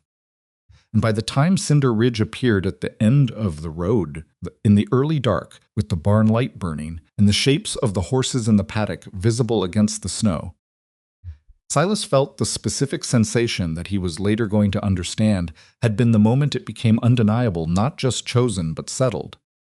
Not just committed to, but actual the feeling of seeing home from the road and knowing it as home without having to think about it. He didn't say anything about it. Some things don't need saying at the moment they happen.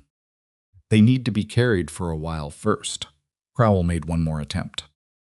It came in January, 6 weeks after the bank meeting, after the co-ownership was public record and the filing had run in the paper and most of the valley had absorbed the fact of it.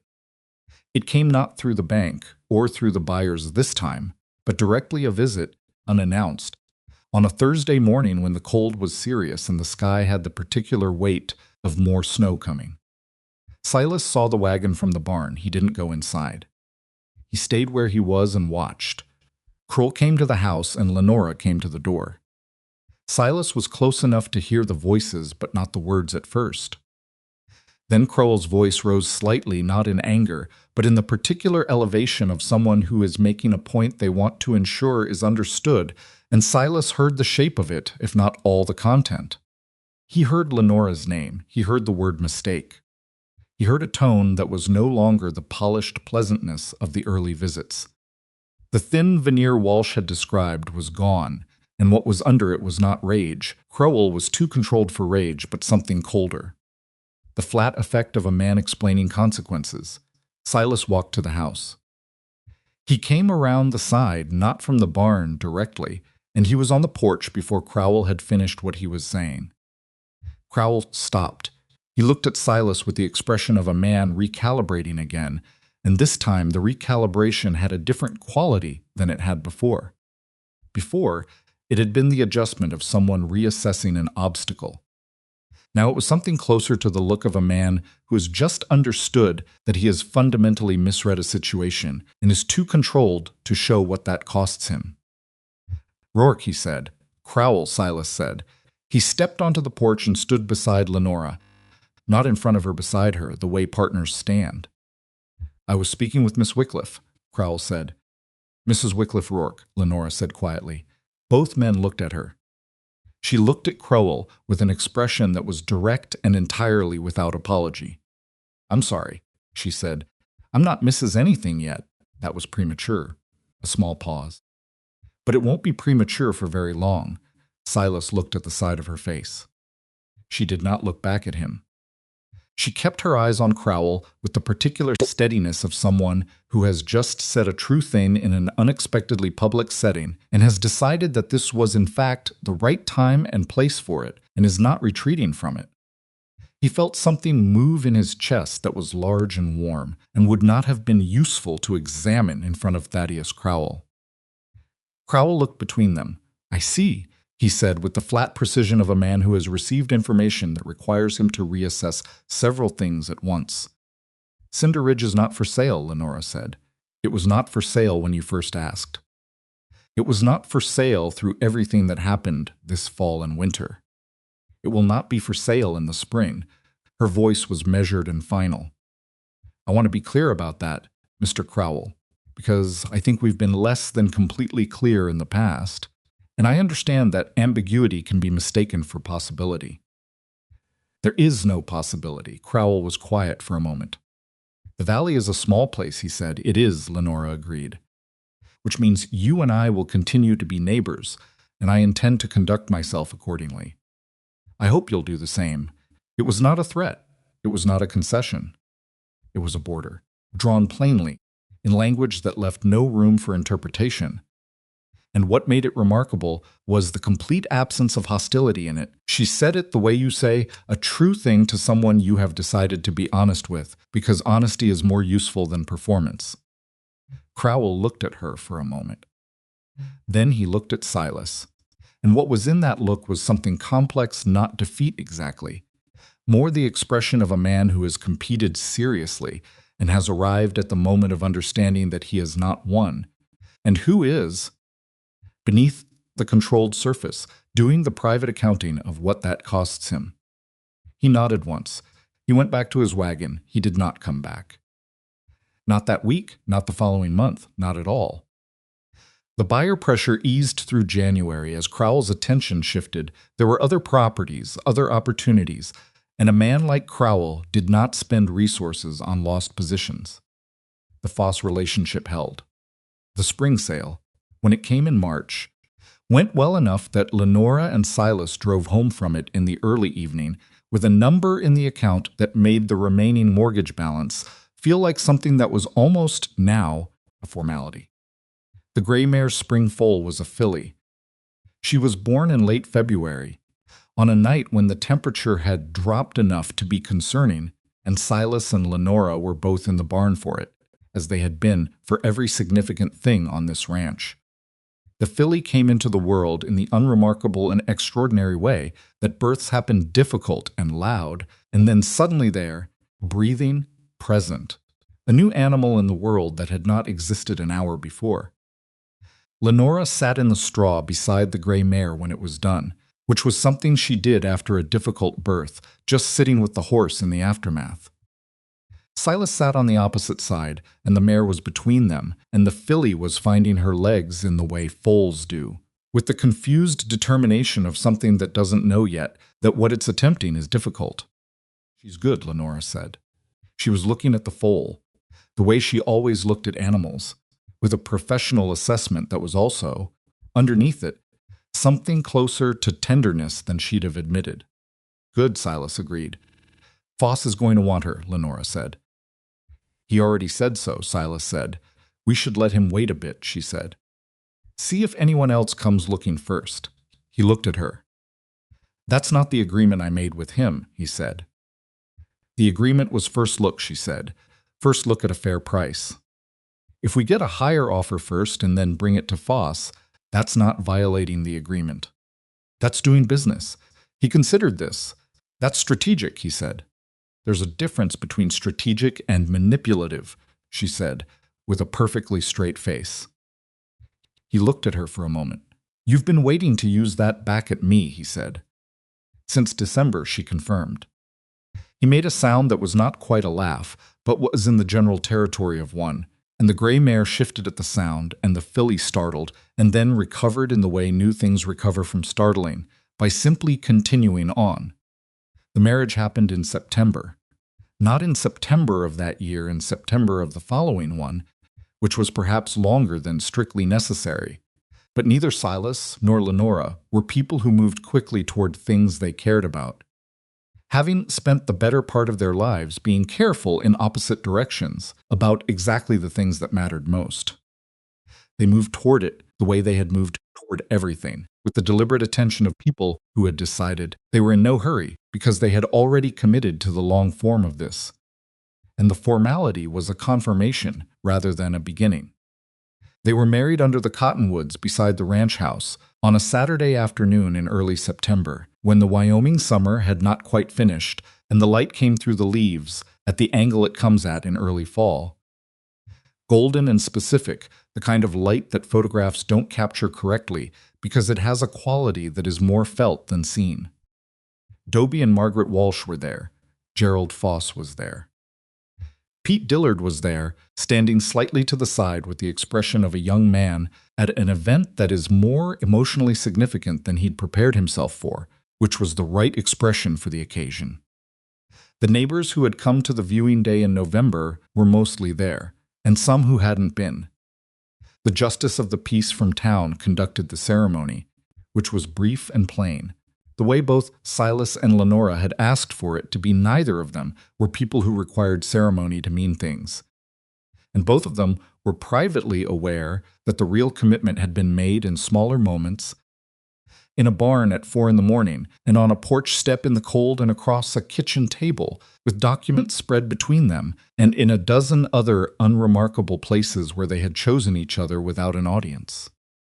Harlan's letter was not present at the ceremony. It was in the ranch house, in the desk drawer, where it had spent 3 years of Lenora's keeping it, no longer beside the bank statements but beside the co-ownership deed that now also had Silas's name on it. It had been moved to that position by Lenora on the night she and Silas returned from the county recorder's office, and it had stayed there since. She'd told Silas she'd moved it. Why there, he'd said. Because that's where it belongs, she'd said, next to the thing it was about. He'd thought about that. It was about the ranch, he said. It was about the ranch, she agreed, and what would happen to it, and who would take care of it, and who would be here. She looked at him. That's what the deed is about, too. He understood her. What Harlan had been trying to ensure, and what the letter represented, and what the deed represented, was the same thing expressed in different forms at different moments, the continuity of something worth continuing. The land and the horses and the work and the people who were willing to do it right. That was what Harlan had seen in Silas that first afternoon in the corral. Not a drifter who might be persuaded to stay, a man who was capable of caring about something enough to stay, if the right circumstances presented themselves and if the fear could be gotten past. The fear had taken a while to get past. That was perhaps the truest thing about this whole long process. How much time fear could consume, in both directions, in a person's life. Silas had let it consume 20 years. Lenora had let it consume 3 and nearly 4. Between them, they'd wasted enough time being afraid of the same thing, the answer to a question they were both too frightened to ask, that it was almost funny. Almost. It would have been funny, Silas thought, if it hadn't also almost cost them everything. He had a particular memory from the morning after the ceremony.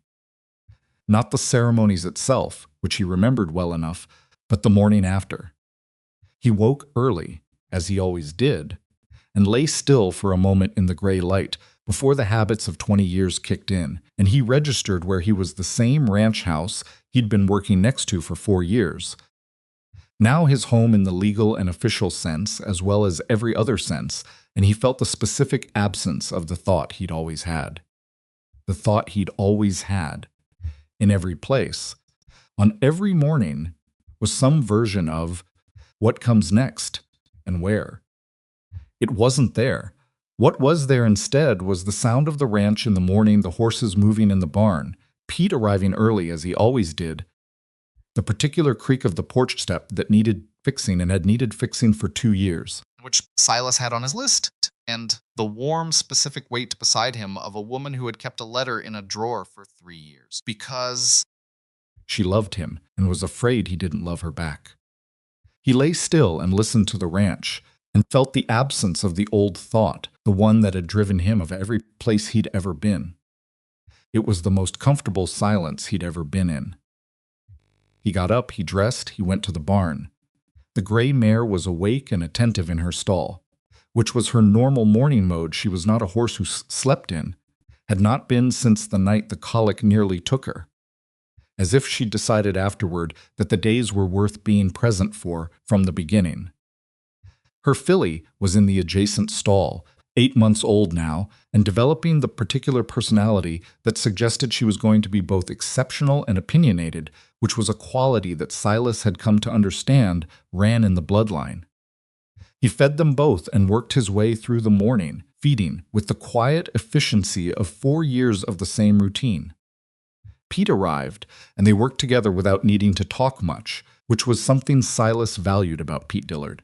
The young man had learned early that silence in a barn was not emptiness but its own kind of communication, and that most of what needed saying between people who understood each other could be said with the direction of a glance or the way you handed someone a halter. Lenora came out at 7 with coffee, which she did on Saturdays when there was no particular urgency. She handed Silas his cup and Pete his cup and stood at the barn door looking at the gray mare's filly, with the expression she had when she was thinking about breeding, evaluating, planning, and seeing several moves ahead at once. The chess player in her that had built Cinder Ridge's program out of 1 horse and 3 years of careful calculation. She's going to be better than her mother, Lenora said. Pete glanced at the filly. She's going to be harder to handle than her mother, Pete said, with the authority of someone who had been on the wrong end of the filly's opinions several times recently. Both things, Lenora said. Both things, Pete agreed. Silas drank his coffee and looked at the two of them and felt the specific warmth of a moment that was not remarkable in any way, except that it was exactly what daily life was supposed to feel like when it was going right. Not dramatic, not the climax of anything, just people who knew each other in a barn in the morning, talking about a horse with opinions. The remaining mortgage balance was cleared in November of that year. Not with a dramatic single payment, not with a story attached to it, it simply reached zero in the way balances reach zero when people keep paying them steadily over time. Lenora noted it in the account book and said nothing for a day, and then, on the following evening, she put the account book on the kitchen table with the page open, and Silas looked at it and looked at her. "That's it," he said. "That's it," she said, "the whole thing."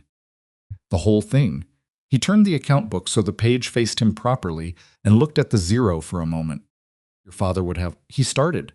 "I know," she said. "Don't." He looked at her. Her jaw was set, which meant she was holding something in. He waited. He would have said something understated, she said, her voice not entirely steady. He would have said something like, "Well, that's that," and then gone out to check the horses. He would have pretended it was ordinary. She paused.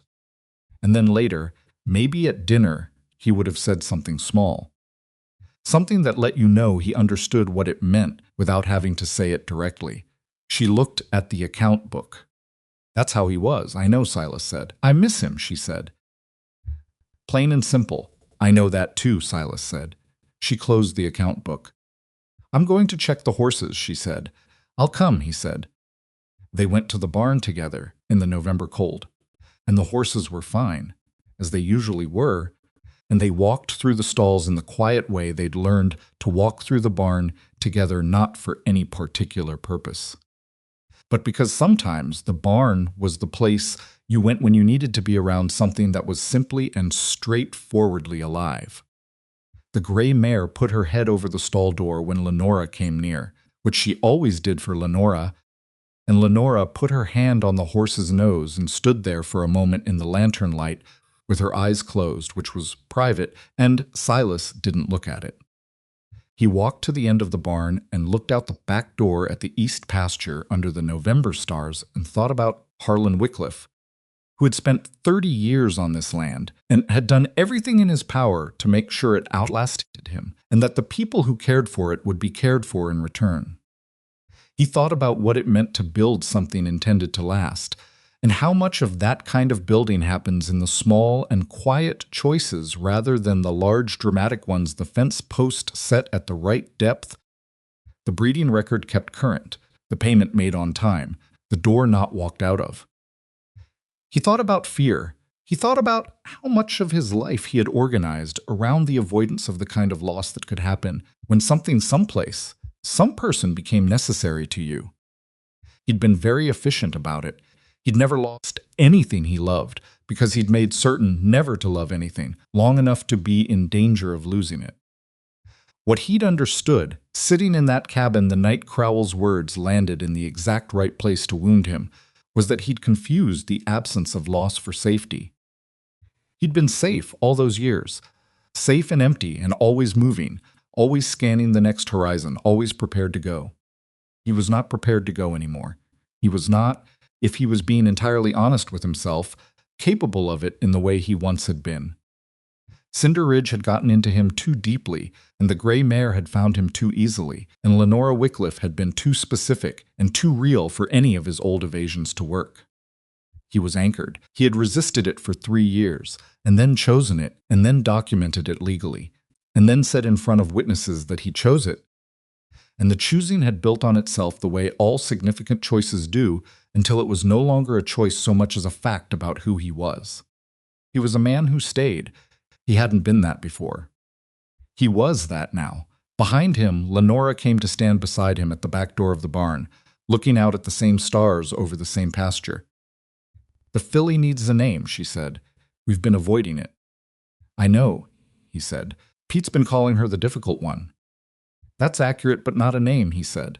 No, she said. They stood looking at the stars over the pasture for a moment. What did your father name the gray mare? Silas said. He didn't, Lenora said. He called her the gray mare. I called her the gray mare. She doesn't seem to mind. She doesn't seem to mind anything she's decided to accept, Silas said. Which is a very selective list, Lenora said. Name the filly after your father, Silas said. Lenora was quiet. Harlan's a man's name, she said. Harlan was your father's name, he said. Call her Harlan. Another quiet moment. She's going to be the best horse on this property, Lenora said slowly. Probably the best horse we ever breed, I know, Silas said. And you want to name her Harlan. I want to name her after the man who made all of this possible, Silas said. Who saw something in a corral on a Tuesday afternoon and made a decision based on it and then wrote a letter and trusted that the letter would eventually land where it needed to. He looked at her. He was right about everything. He deserves the best horse we ever breed named after him. Lenora looked out at the stars for a long moment. Harlan, she said, trying it out. Harlan's filly, Silas said. She nodded once with the specific finality of a decision made. All right, she said. They stood in the barn door for a while longer, not talking, not needing to. The filly Harlan was moving in her stall behind them with the restless energy she'd been born with. The opinionated aliveness that was already making Pete's mornings interesting and that Lenora had identified as the marker of an exceptional horse. The gray mare was quiet, settled the way she'd gotten settled over years, the way things settle when they have been treated with consistency and care and have finally learned to believe it. Years later, when the children were old enough to be curious about the things on the ranch house walls, they would find 2 documents framed beside each other above the desk in the small room Lenora used for her breeding records. One was the co-ownership deed with both their names. The other was an old yellowed envelope, the letter inside it folded and preserved, with a name on the front in blocky, practical handwriting. The children asked about the letter. Lenora told them it was from their grandfather, who had died before they were born, but who had been the kind of man who understood things before other people did and had spent his last efforts making sure the understanding arrived in time. The older child asked what the letter said. Lenora said it said that some things are worth staying for. Silas, who was in the doorway of the room when she said it, did not add anything. He didn't need to. He'd spent 20 years moving and 4 years figuring out that he'd been wrong about what freedom was, and the lesson didn't require elaboration. It was the simplest thing, the hardest thing, the thing that had taken him longer than it should have and cost more than it needed to, and that he would not have traded for any of the frictionless, easy years he'd spent before Cinder Ridge. Harlan's filly grew to be exactly what Lenora had said she would be. The best horse they ever bred, and the beginning of a bloodline that Cinder Ridge became known for across 3 territories. Foss bought the second foal and the third. The program grew at the pace Lenora set, which was careful and deliberate and unimpressed by urgency, because Lenora Wycliffe had learned at her father's knee that the fastest way to ruin a good thing was to push it faster than it could naturally go. Thaddeus Crowell never came back to Cinder Ridge. He remained in the valley for another decade, running his cattle operation with the same methodical efficiency, and Silas and Lenora encountered him occasionally at the feed store, at the rare community gathering that was large enough to require his attendance and theirs simultaneously, and he was always civil. The pleasantness had returned, the professional surface, the man who did not conduct himself with visible bitterness in situations where bitterness would only cost him. He was good at that. It was possibly his best quality. He never acknowledged what had happened. He never referenced the letters or the bank or the buyers. He simply behaved, in every encounter with them, like a neighbor who had no particular history with either of them and wished them nothing in particular, which was a more sophisticated response than resentment, and, in its way, more honest than false warmth would have been. Silas respected it, without liking it. Dobie Walsh, who was at most of the same community events, once said to Silas after Crowell had departed a gathering, "You know what Crowell's problem was?" He saw an equation. Land, money, woman, acquisition. He never saw the actual people. "No," Silas said. "Men like that," Walsh said. "They can't understand why someone would turn down the efficient solution." He looked at Silas.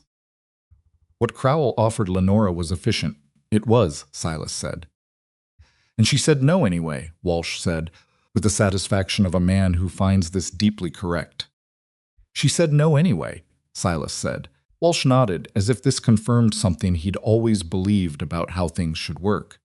What Silas understood, and what he thought about on the drive home that evening, while Lenora sat beside him reviewing breeding notes by the fading light with the focused intensity she brought to everything she cared about, what he understood was that what Crowell had never been able to calculate, and what made his equation always come out wrong, was the specific weight of chosen things. Not inherited things, not purchased things, not arranged or pressured or maneuvered into things. Chosen things, the specific gravity of a choice made freely, with full knowledge of what it costs in the direction of something that matters to you. That weight was not on Crowell's ledger, because it couldn't be. It was on Silas's, though. It had been there since the morning he didn't saddle his horse to leave. Since the morning he walked out of the cabin to stand on Lenora's porch while Crowell was there. Since the afternoon in Harding's office with the documents laid out. since the September morning when the old thought where next and what after was simply gone. He had put down everything he'd carried for 20 years in the specific dirt of a Wyoming ranch, and he had built something in its place that was not portable and not deniable and not something he would ever walk away from. That was not a small thing. That was in fact the whole thing. The road home turned the last bend, and Cinder Ridge came into view at the end of it, barnlight burning in the early dark, the shapes of the horses in the paddock moving slowly against the snow, the ranch house windows warm and specific, and his. Lenora looked up from her notes. Home, she said. The word she used when she saw it, every time. Automatic and unguarded. The one word that came out without management. Home, Silas said. He meant it the same way she did. He'd been meaning it for years now. He thought he probably always would.